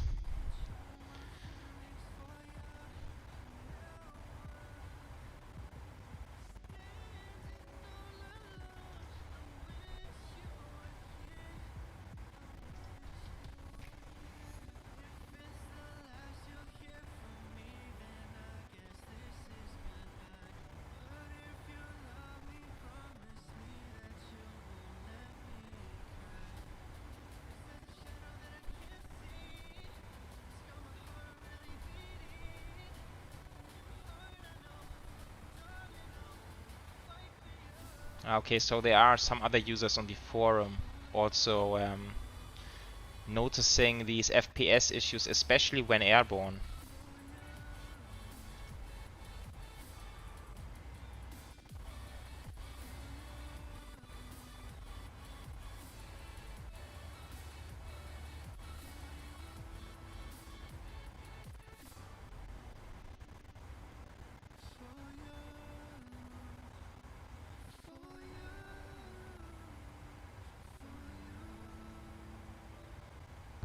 Yes, Julian, exactly. Now it's getting really interesting. And I already have a couple of routes in mind which I now want to fly with the 737 and Microsoft Flight Sim. Some airports which I have never flown to in P3D, so yeah, I'm very much looking forward to what's to come now. This is getting really, really bad.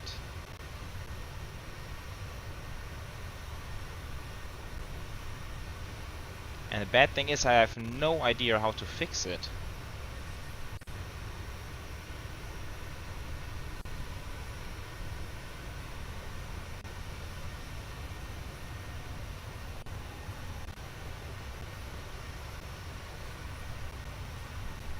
Matthias, okay, vielen Dank. Thank you so much for writing this. I haven't been aware of this issue, but it very much sounds as exactly of what's happening to me here right now.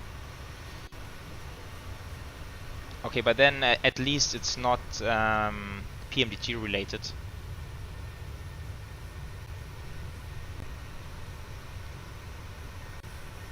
Then it's a sim issue.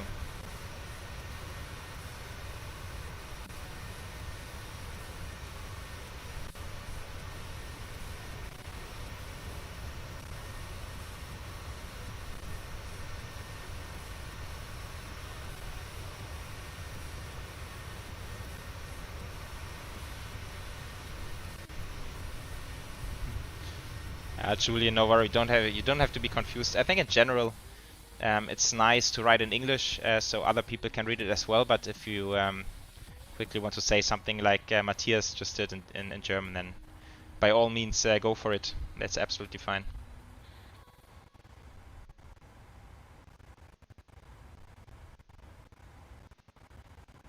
No.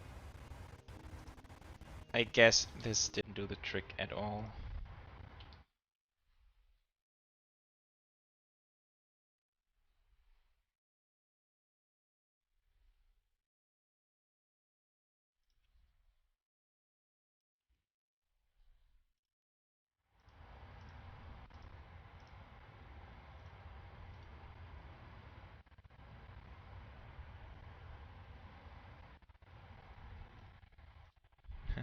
Yeah, Julian, to be honest, I actually get this a lot.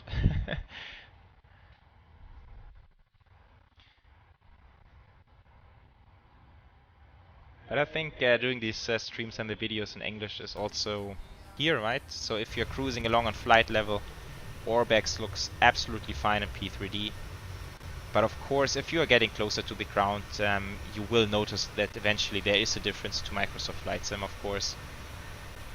But depends on what you're doing. So I think for general aviation flying or VFR flying, Microsoft is far superior.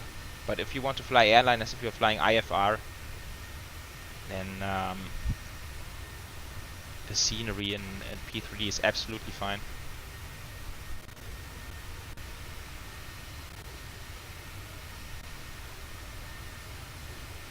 Yeah, Julian, same here. I'm really excited about the Phoenix.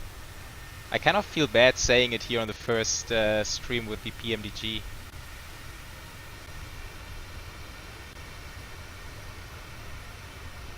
I think it's a nice aircraft. I'm really gonna enjoy this one a lot, flying some interesting routes into especially smaller airfields around the globe. Flying some SAS, some KLM, Southwest of course, and also some Gol, is it called Gol or Gol Airlines in Brazil. These are the kind of airlines which I'm gonna do on the next couple of flights.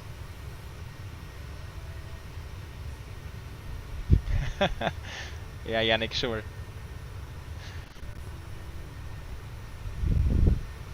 Arctus, hallo, servus.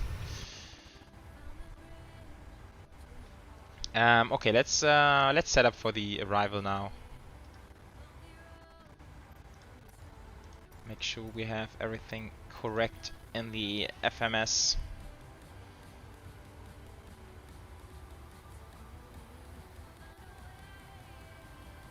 I feel like I'm gonna have a sim crash any second now.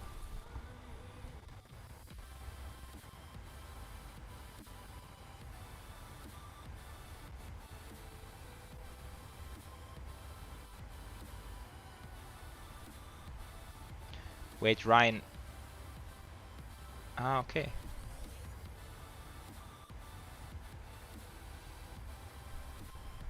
Your controls from the community folder. Okay, I'm not gonna do it now. I'm just gonna look at it. Wait. Let me find that.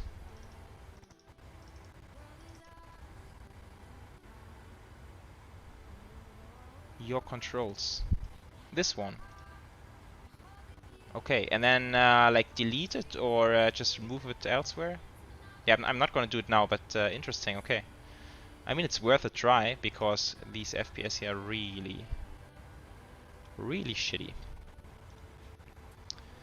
Arctos, it is nice. Honestly, I have really nothing bad to say about this aircraft. It's looking absolutely fantastic from the outside as well as from the inside, of course. It's handling nice. I did a quick test flight before this stream, just flying it around the airfield. And it handles very nice. I'm just fighting these FPS issues at the moment, which I hope gonna get better.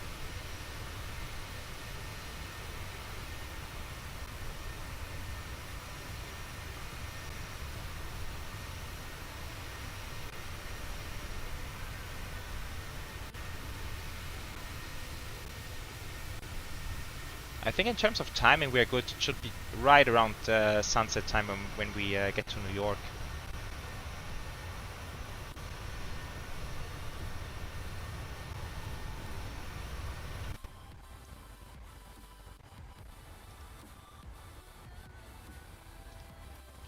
Okay, back to the charts. I'm quickly checking flight radar, but last time I checked they were landing into the runway 04.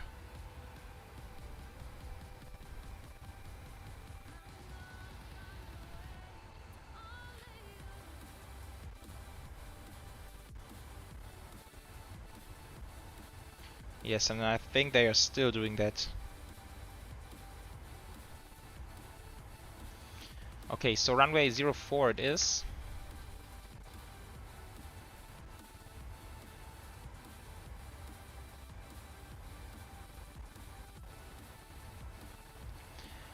Arctos, the shader. Yeah, so I mean both, right? Reshade is the program, and I have created a preset, which you can also find in on the RD presets forum, and this is like my preset for the shaders, but it's not like a standalone shader program.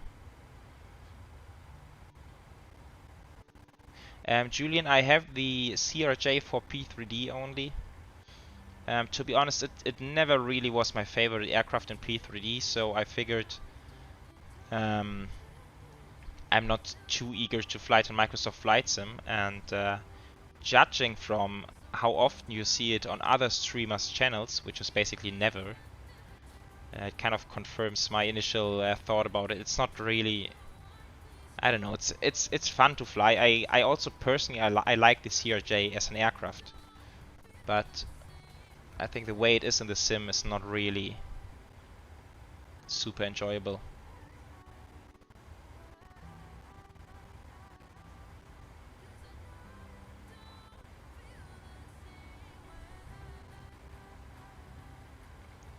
Okay, Ryan, you really have to give me some input later on.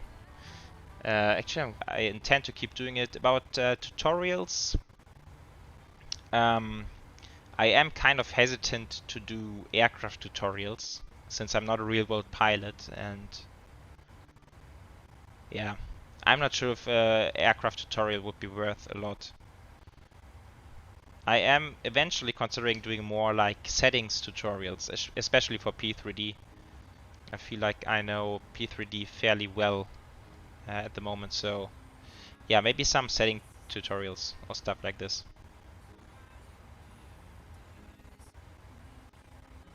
Yeah, Ryan, exactly. It's all modeled in here, while in P3 a lot of textures only. Exactly, and the EFB is gonna come quite soon, so that's given. Yeah, Julian, exactly. It wasn't finished. They just put it out there, the CRJ, get some cash flow in, but then they never worked on it again.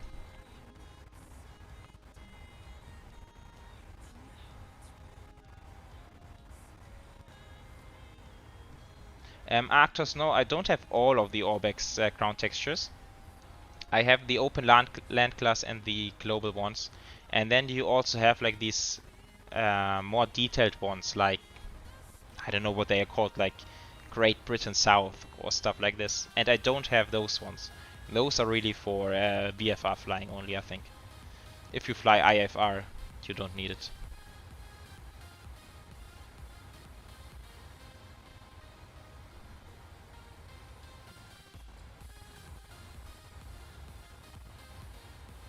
Arctos, yeah, the EFB is coming with the 737-600 release, so that's gonna be in like 6 weeks from now.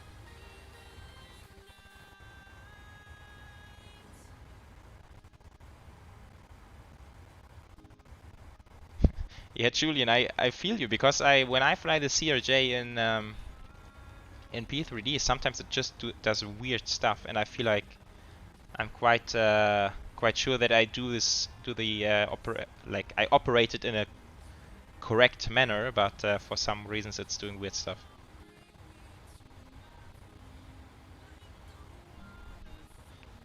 Yeah, RD shade tutorial, yes, maybe. I mean, I'm not an expert, but could eventually do one together with someone from RD shade. That would be kind of cool.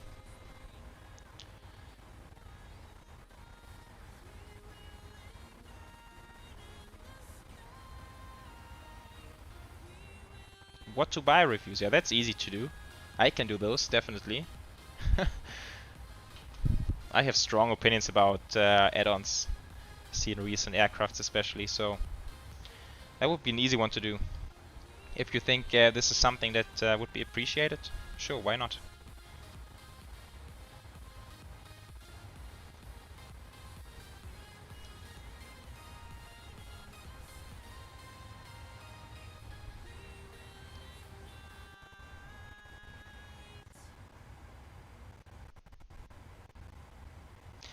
Yes, Ryan, flying an R&P approach with the 737.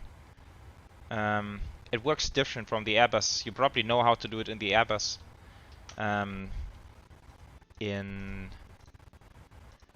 Like the main difference really in the 737 is you're just gonna use LNAV, VNAV, put down the altitude, similar as you do in the Airbus, I think, down to decision altitude, and then just leave it there in LNAV, VNAV.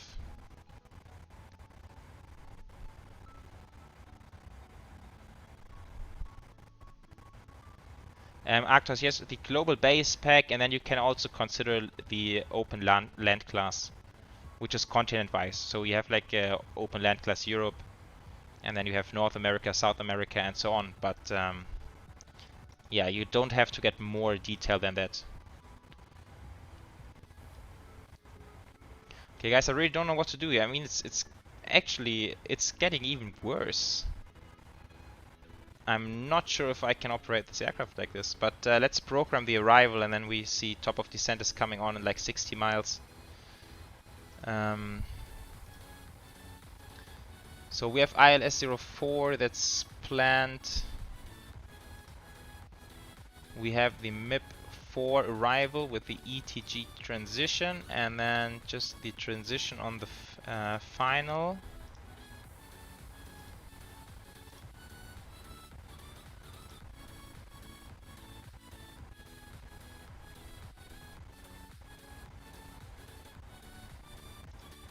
ILS-04.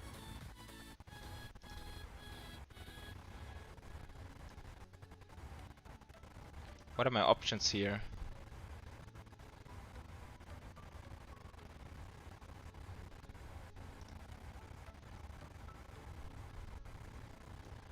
There's Bank, Varas, LaGuardia, of course. Looks like Varas might be a good transition for us.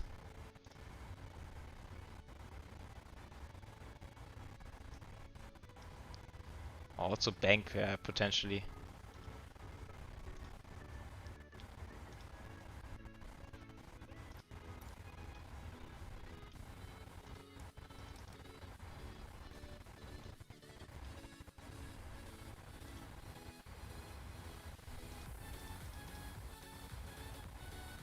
Okay, there's Apple. No, then let's get rid of Varas. Then we don't need it.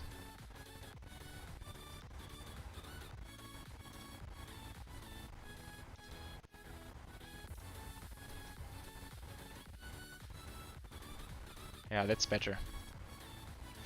Okay, we will do flap 30 landing. Should be fine. I mean, it's not the longest runway in the world.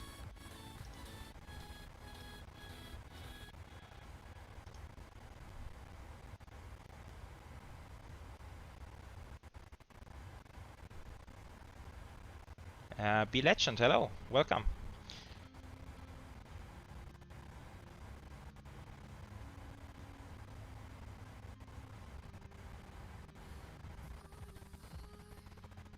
No, Ryan, you don't use approach mode. And also not the localizer.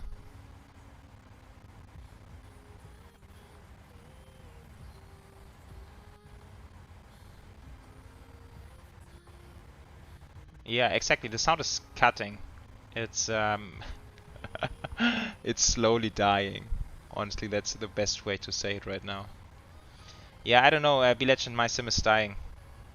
I'm really having performance issues here, and at the moment I can't say if this is just sim or if this is eventually even PMDG related.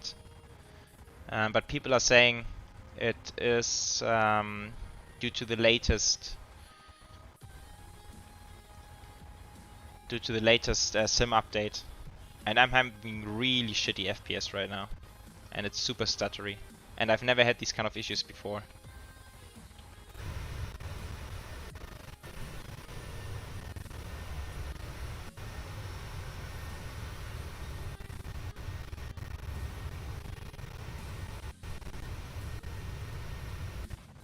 Yeah, so my goal for now is I just want to get into the descent. Maybe there's a slight chance it gets better as we slow down. We will see. And if not, I don't know. I think it's going to be kind of hard landing the aircraft with these kind of FPS.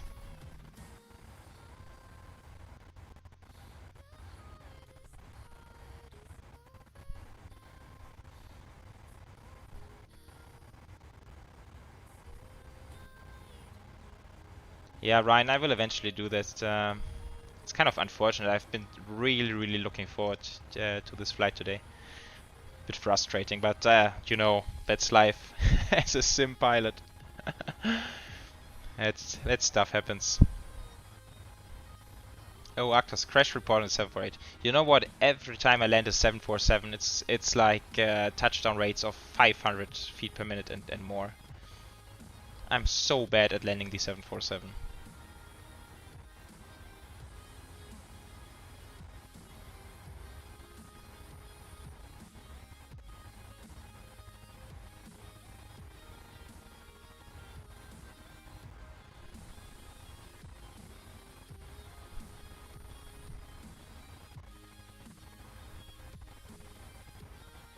Yeah, down in the right corner, that's my FPS.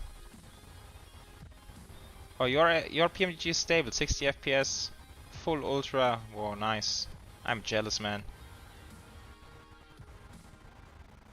Yeah, maybe Ryan, that's really something to try. If I delete the controls folder, I don't know, maybe it's worth a shot. And honestly, it's the best shot I have at the moment.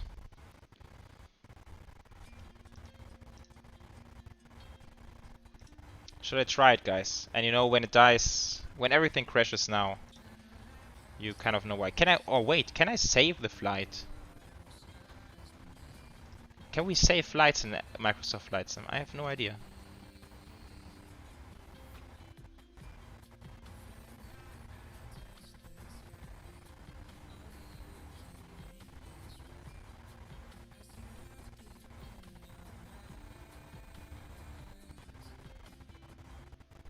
What? Reinstall this the PMDG? Can I not save? You know, maybe that's worth it. Save to wherever, I don't care. Wait, where's that folder?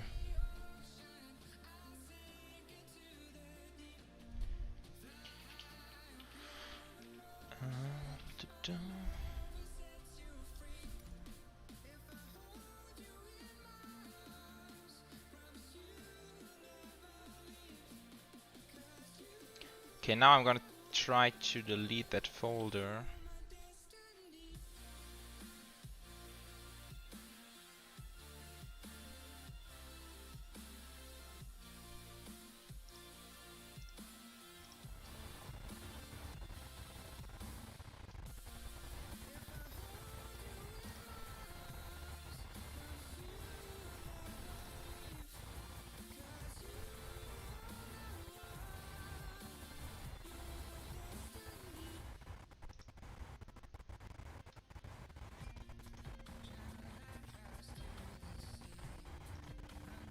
Okay, it's getting worse. So I mean, I can I don't know, guys. I can give it a try to like load back into the same scenario.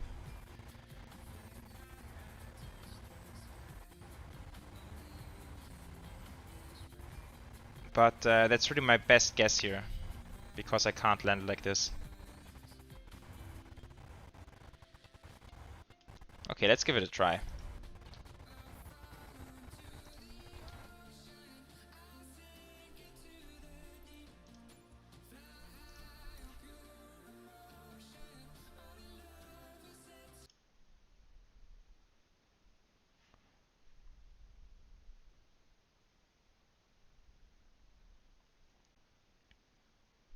So, just wait.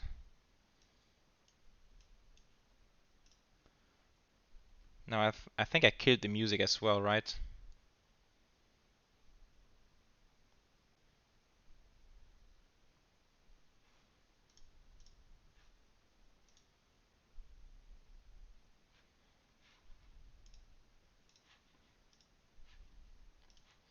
Let me try to get at least the music back.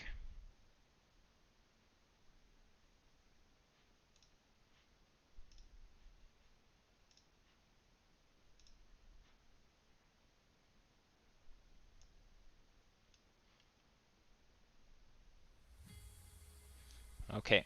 I don't know, Ryan, should I do something else now, or is it just this folder?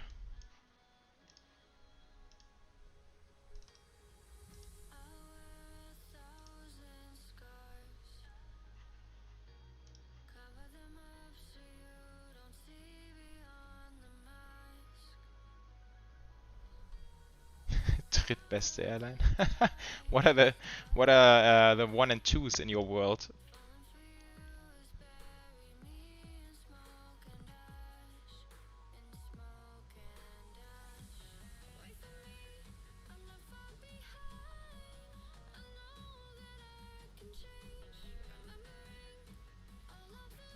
Alt F4.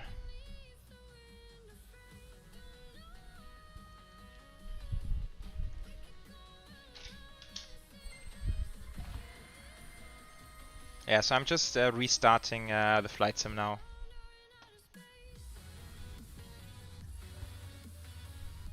Let's see, maybe we are lucky and it works now.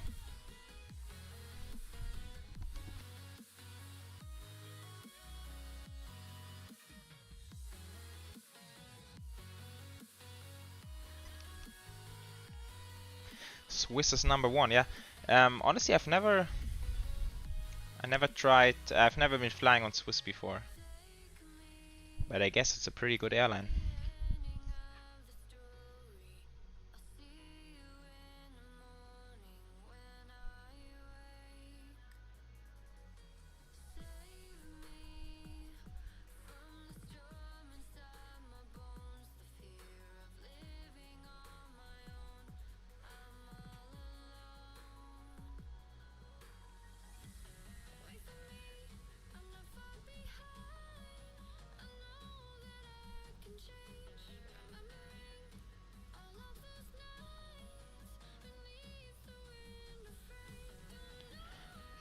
Yeah, unfortunately it always takes some time to restart Microsoft Flight Sim.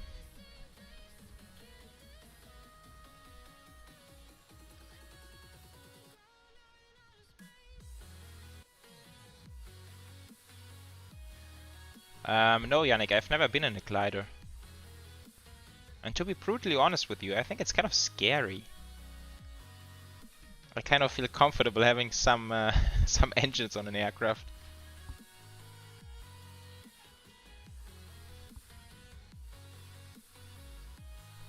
But have you done so, Yannick? Have you been flying in a glider before?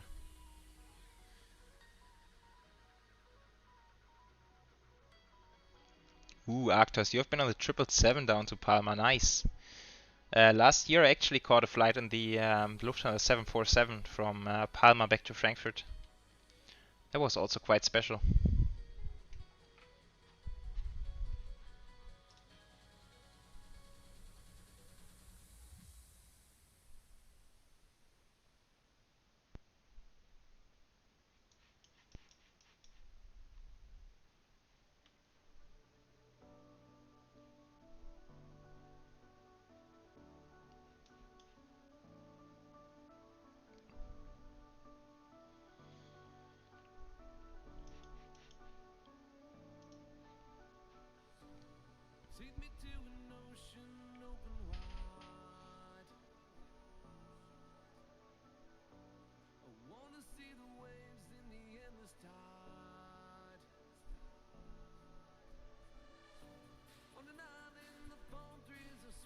Ah, Yannick, nice! You are eventually becoming a glider pilot. That's super exciting. Can you take someone along? If you can, then yeah, I'm sort of raising my hand here. If you take me along on a glider flight, I will eventually consider installing X-Plane. Does that sound like a trade-off to you?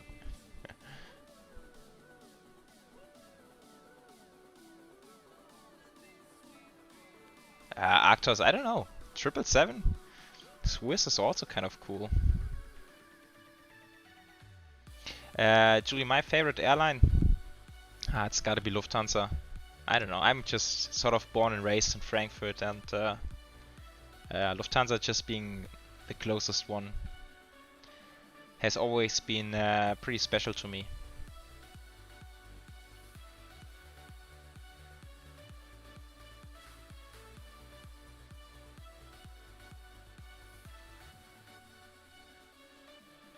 Yeah, actors, they are doing it again this year. I don't know the dates, but sometime during the summer season they are again flying the 747.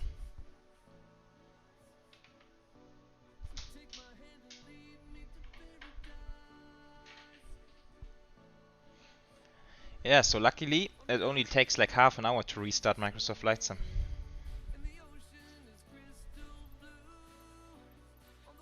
Let's see, how can I...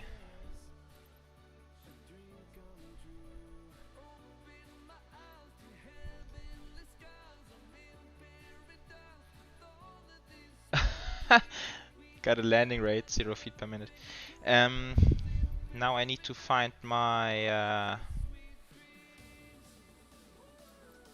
my flight. Load. PMDG 737.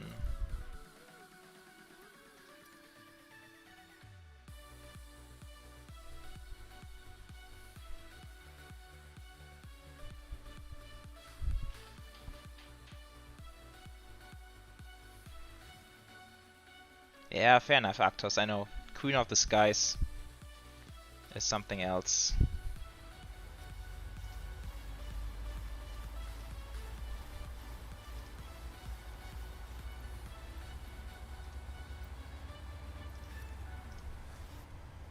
Ooh. Nice!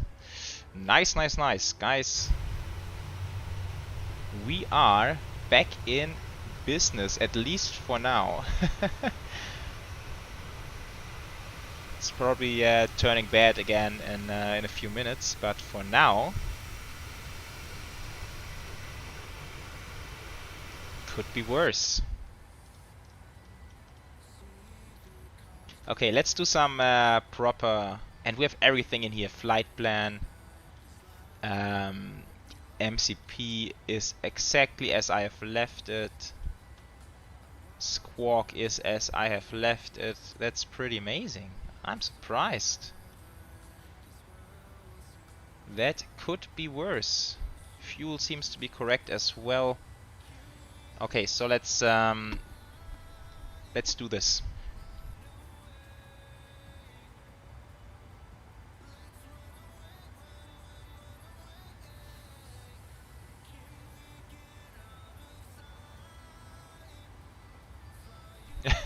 Yeah, Actors, of course, on these kind of routes. Yeah, 777 engines are not really coming into action. Okay, now let's think. Let's get back into the mood. Landing altitude, I think it's 0, right? Yeah, New York, LaGuardia.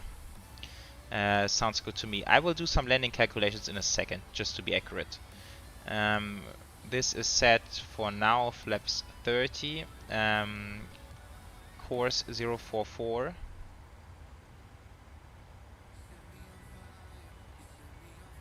Uh, 044.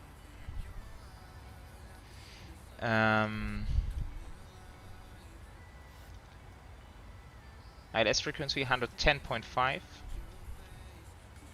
110.5 is set. Top of descent is coming up in 6 miles. Let's dial this down. I haven't really checked the charts yet, so I'm just gonna set this to 18,000 for now, flight level 180.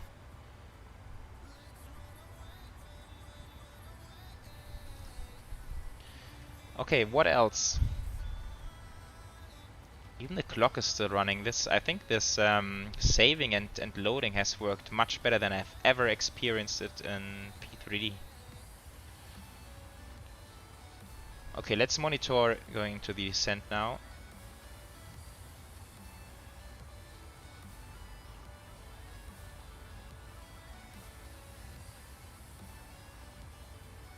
And there it is. Retard. VNAV path. Beautiful. Okay, let's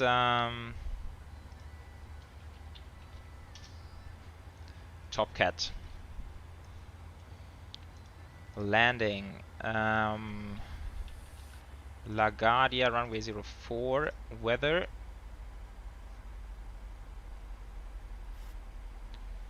Um, 11 knots, headwind of 11. That's good. Temperature 22, 1026.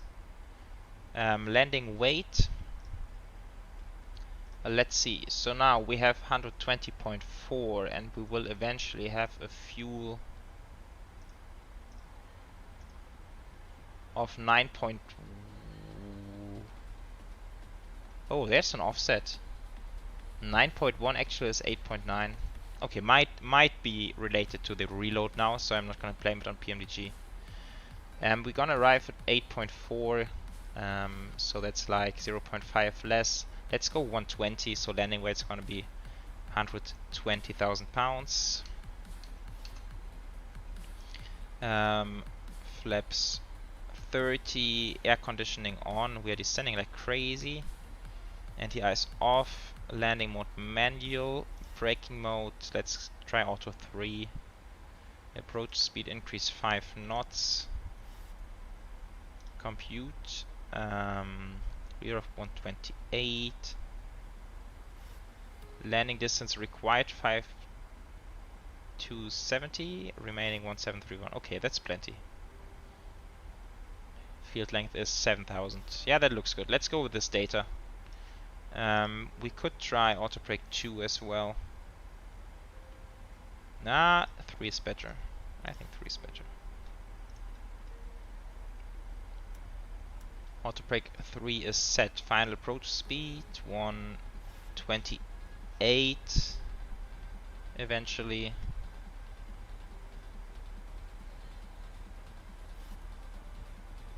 That's interesting. That's something I don't quite understand. We have a reference speed of 128, but approach speed gonna be 144.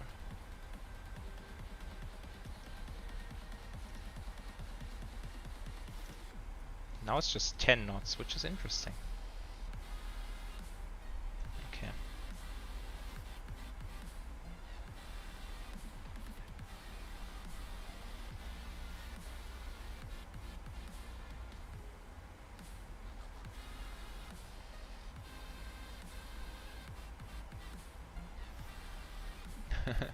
Yeah, Arctos, but it's often like this. Have you ever been on an A380? Not sure if you guys have been on an A380 flight before, but honestly, a departure in the A330 is the most boring thing you can ever experience. You can barely feel the acceleration, and you don't even feel the liftoff. I mean, it's kind of good from an aircraft perspective. They really made it a very smooth aircraft, but it's super unexciting.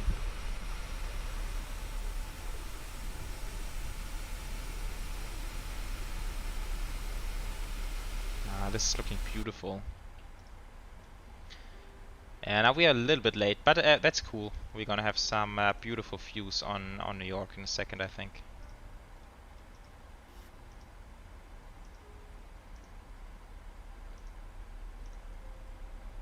But Ryan, another question to you. So I guess as soon as I use the fly-by-wire again, then I guess this folder's gonna recreate. Is that correct?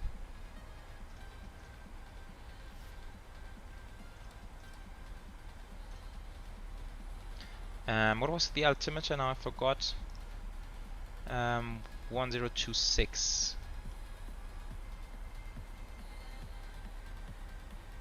Wait, why is it giving me that? It's 3029.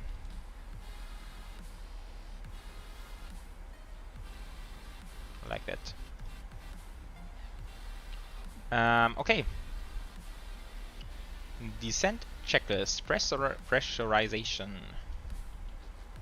is set to 0. Recall is checked. Auto brake is on position 3. Landing data. We have a VREF of 129, and minimums are not set yet.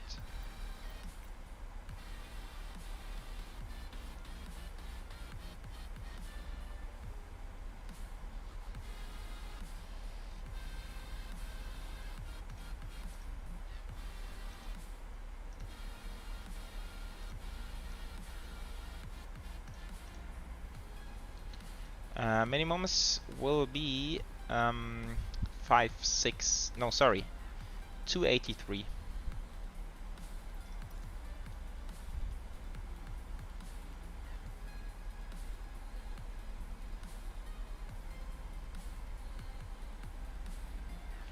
.283 is set. Approaching flight level 180. We have altitude. Let's continue. I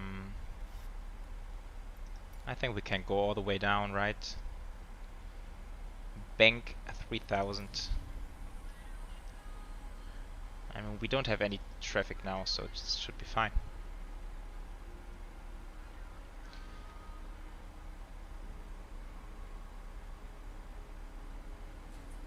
And this is coming to local 3029er. That's all synced, I guess.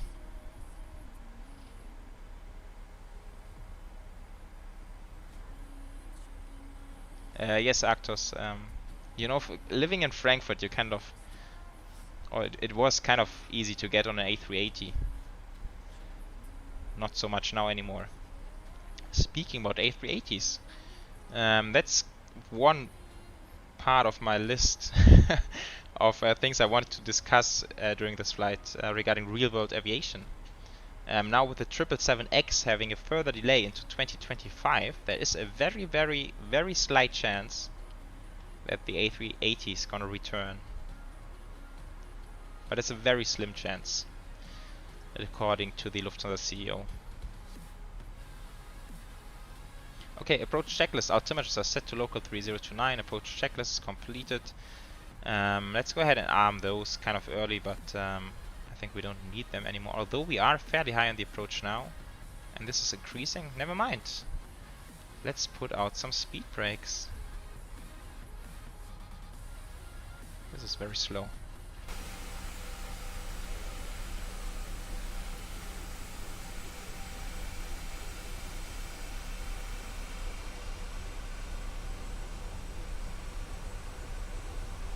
This is looking so cool.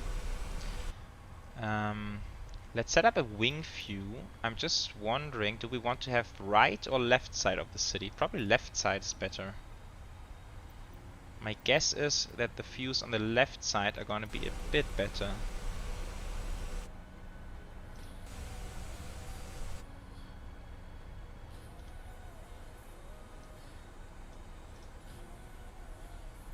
This one? Or this one maybe? I think this is kind of cool.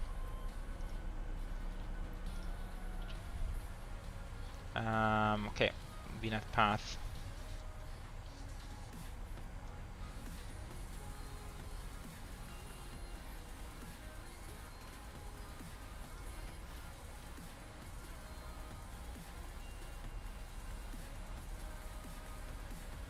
$10,000. Okay, let's put those to continuous. Oh, by the way, we can now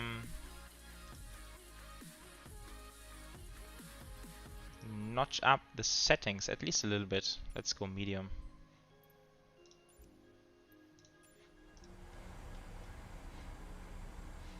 Cool. Okay. Below 10,000, I completely forgot the seat belts. They are coming to on. Overhead is looking good for now.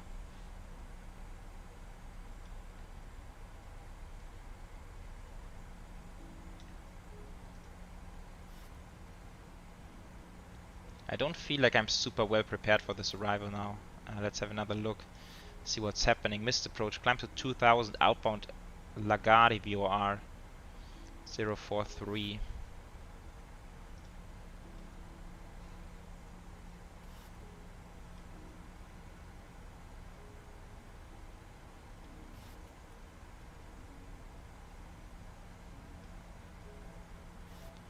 To Greco 2000.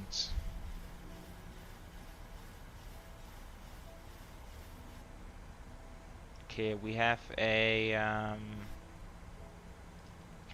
3.14 glide slope, so just a touch steeper than usually in military aviation.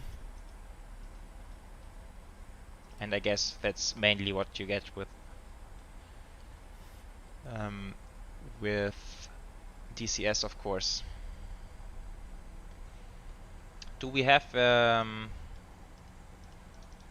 haven't checked before, but I don't think we have a head-up display. Oh, okay. Ooh, look at this. This is no, I'm gonna say something wrong now. This is not Newark, is it?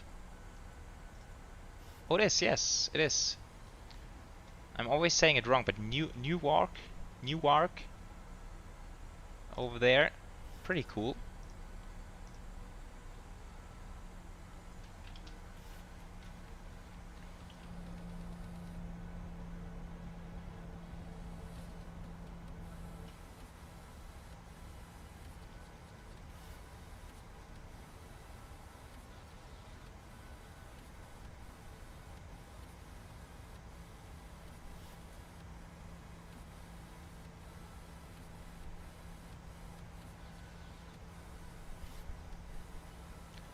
Konsti, guten Abend. Hi. Julian, yes, so the A380. I know they have ordered even more 787 now. Let's see when they are delivered. I have no idea. Okay, 20 miles to run.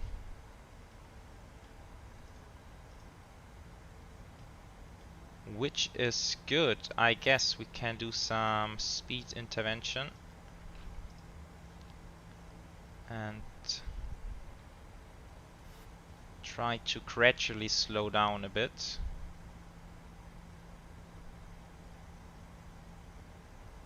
And then it's just going to be long final into LaGuardia. This should be JFK straight ahead. And so downtown Manhattan over there.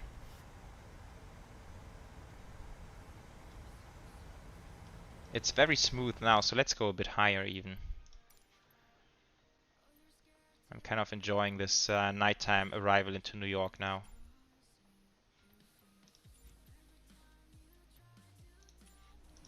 Yeah, that's better. Yeah, bridges always look super shitty, but nice stuff.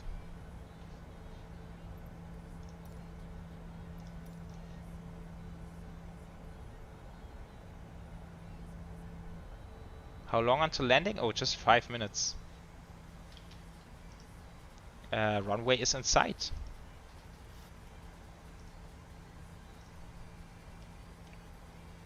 Um, 15 miles to run. Approach. Localizer captured.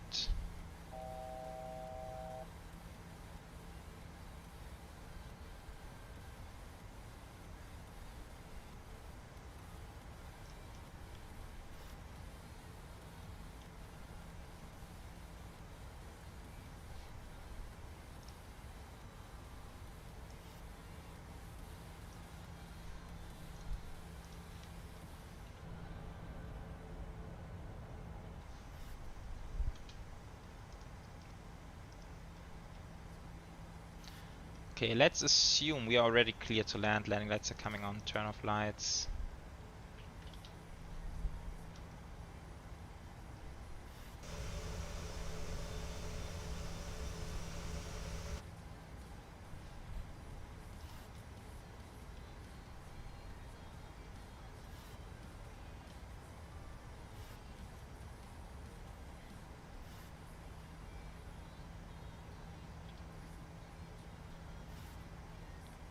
Okay, 11 miles, let's go flap 1.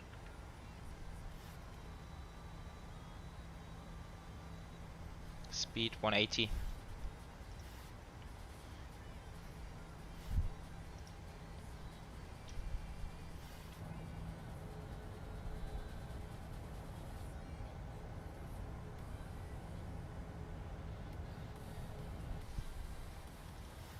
Glide slope captured.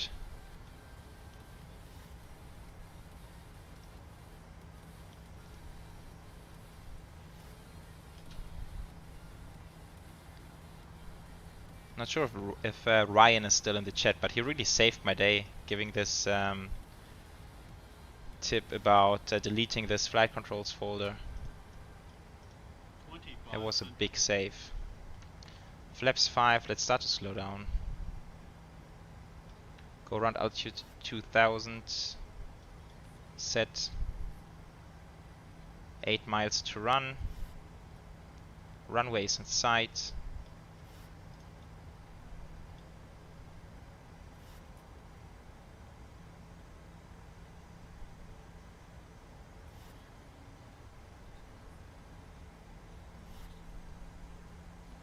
Speed is coming back 160 now.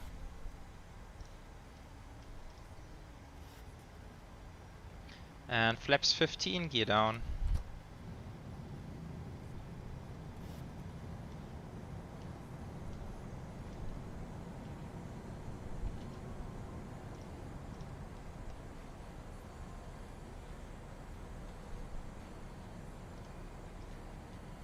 Still a bit fast, but speed is dropping. 134. Or shall we go 140? That's what Top Cat gave me. So let's go 140 now.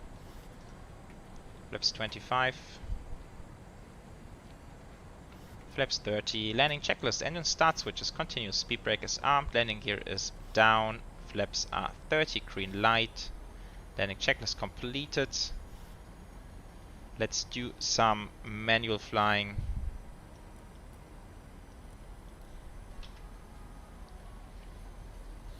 My aircraft.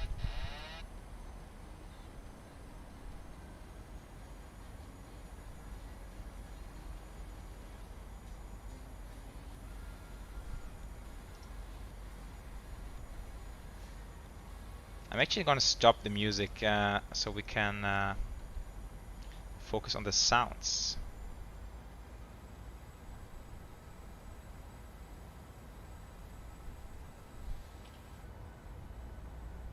Ooh, that's awesome. The skyline back there. Nice.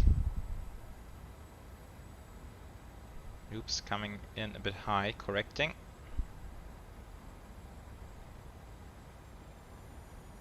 Why am I floating so much?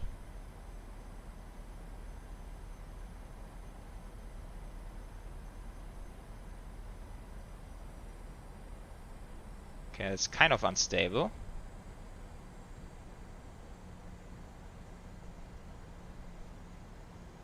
It was like a last minute recovery.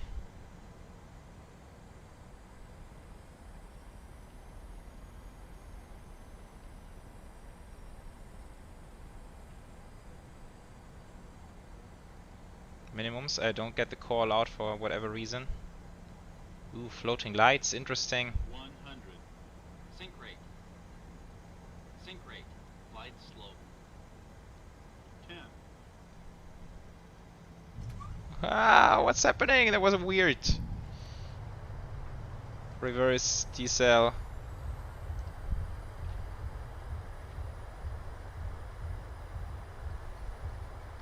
Why did I not get any call outs before that? Manual braking, idle forward.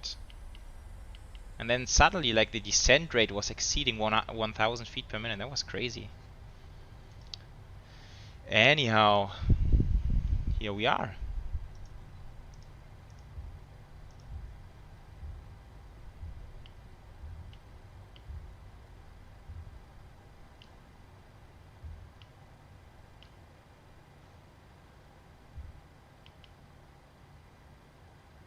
Why is the aircraft not turning?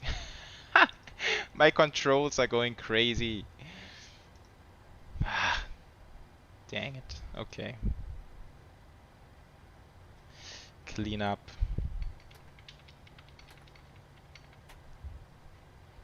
Yeah, the approach was beautiful. Landing.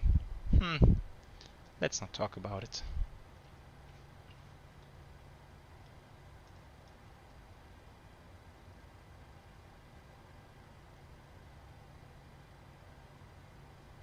There has to be a faster way to restrict those speed brakes.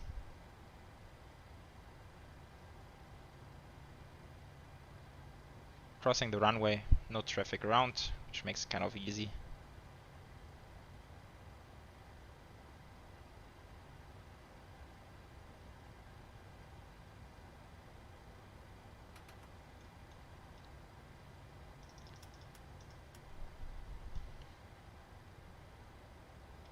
Okay, I think we can take a left-hand turn onto Papa.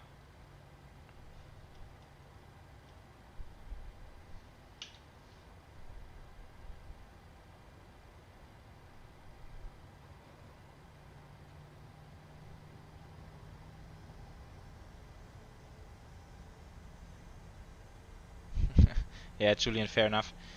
I didn't see any landing rate. Did it pop up on the screen? I feel like the touchdown itself, honestly, was not even that hard, which nevertheless was still kind of a shitty landing. But let's start the APU. This is coming to steady. This is coming to off.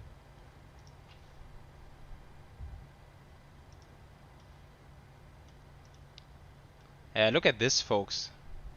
That's a paver scenery. Kind of a joke compared to FSDreamTeam. Jetways floating in the air. Welcome to New York. Okay, I guess is... Ooh, now I kind of missed it.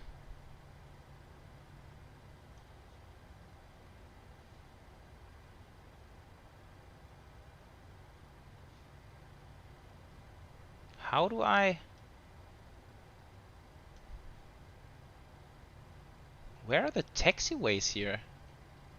Ah, here's one.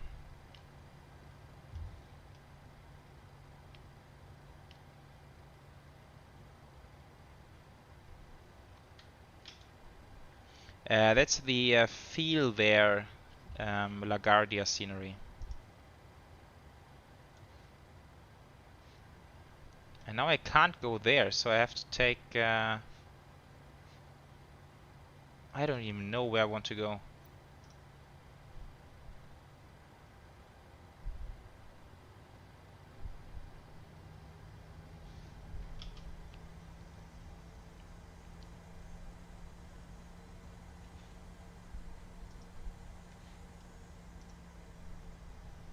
I'm gonna take one of those stands here.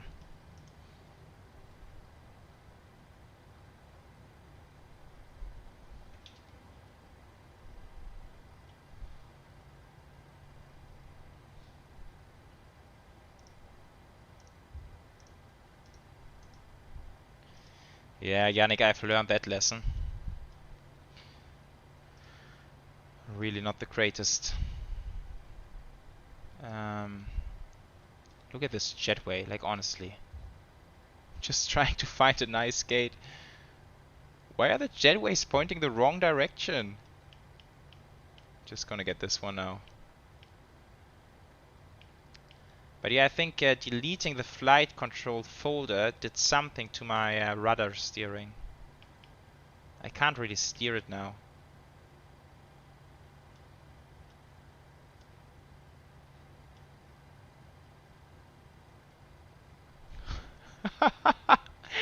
was honestly the worst parking I ever had. Never mind. Never mind. Dome lights. Oops. And right, I'm a bit confused now. No, I need the generators first. APU. Killing engines 1 and 2. 2000, stand by.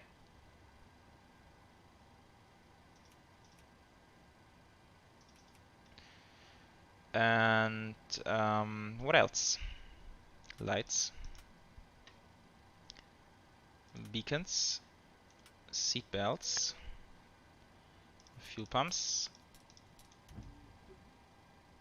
Oops, was a wiper. And then we have the engine and electric hydraulics. Actually, engine can stay on. Window heats and probe heats are coming off. APU bleeds coming on. Isolation valve goes open. APU generator providing power. Logo lights maybe, just for the looks of it.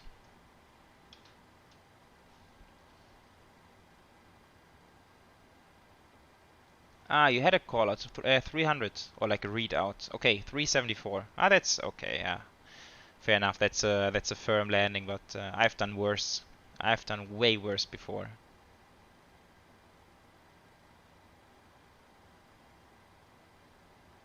Julian, thanks so much for joining, and have a good night. See you next time.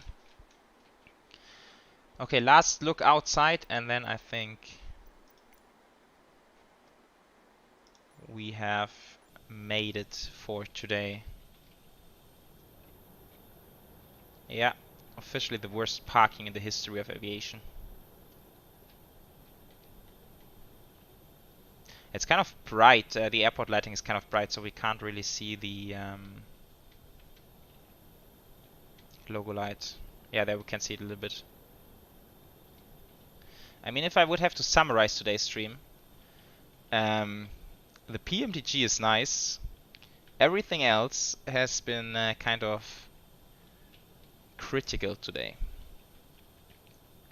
But that's it on the first PMDG live stream. So yeah, I'm gonna do some test flights in the next days, and provided that I get the sim to run smooth, I will definitely be back on the weekend for another 737 live stream. I'm looking forward to that. And yeah, thank you so much, guys, for joining. As always, it was a great pleasure having you around. And yeah, take good care. I wish you a good night or a good day or good morning wherever you are, and see you next time for some more PMDG 737 action in Microsoft Flight Sim. So take good care, and bye bye.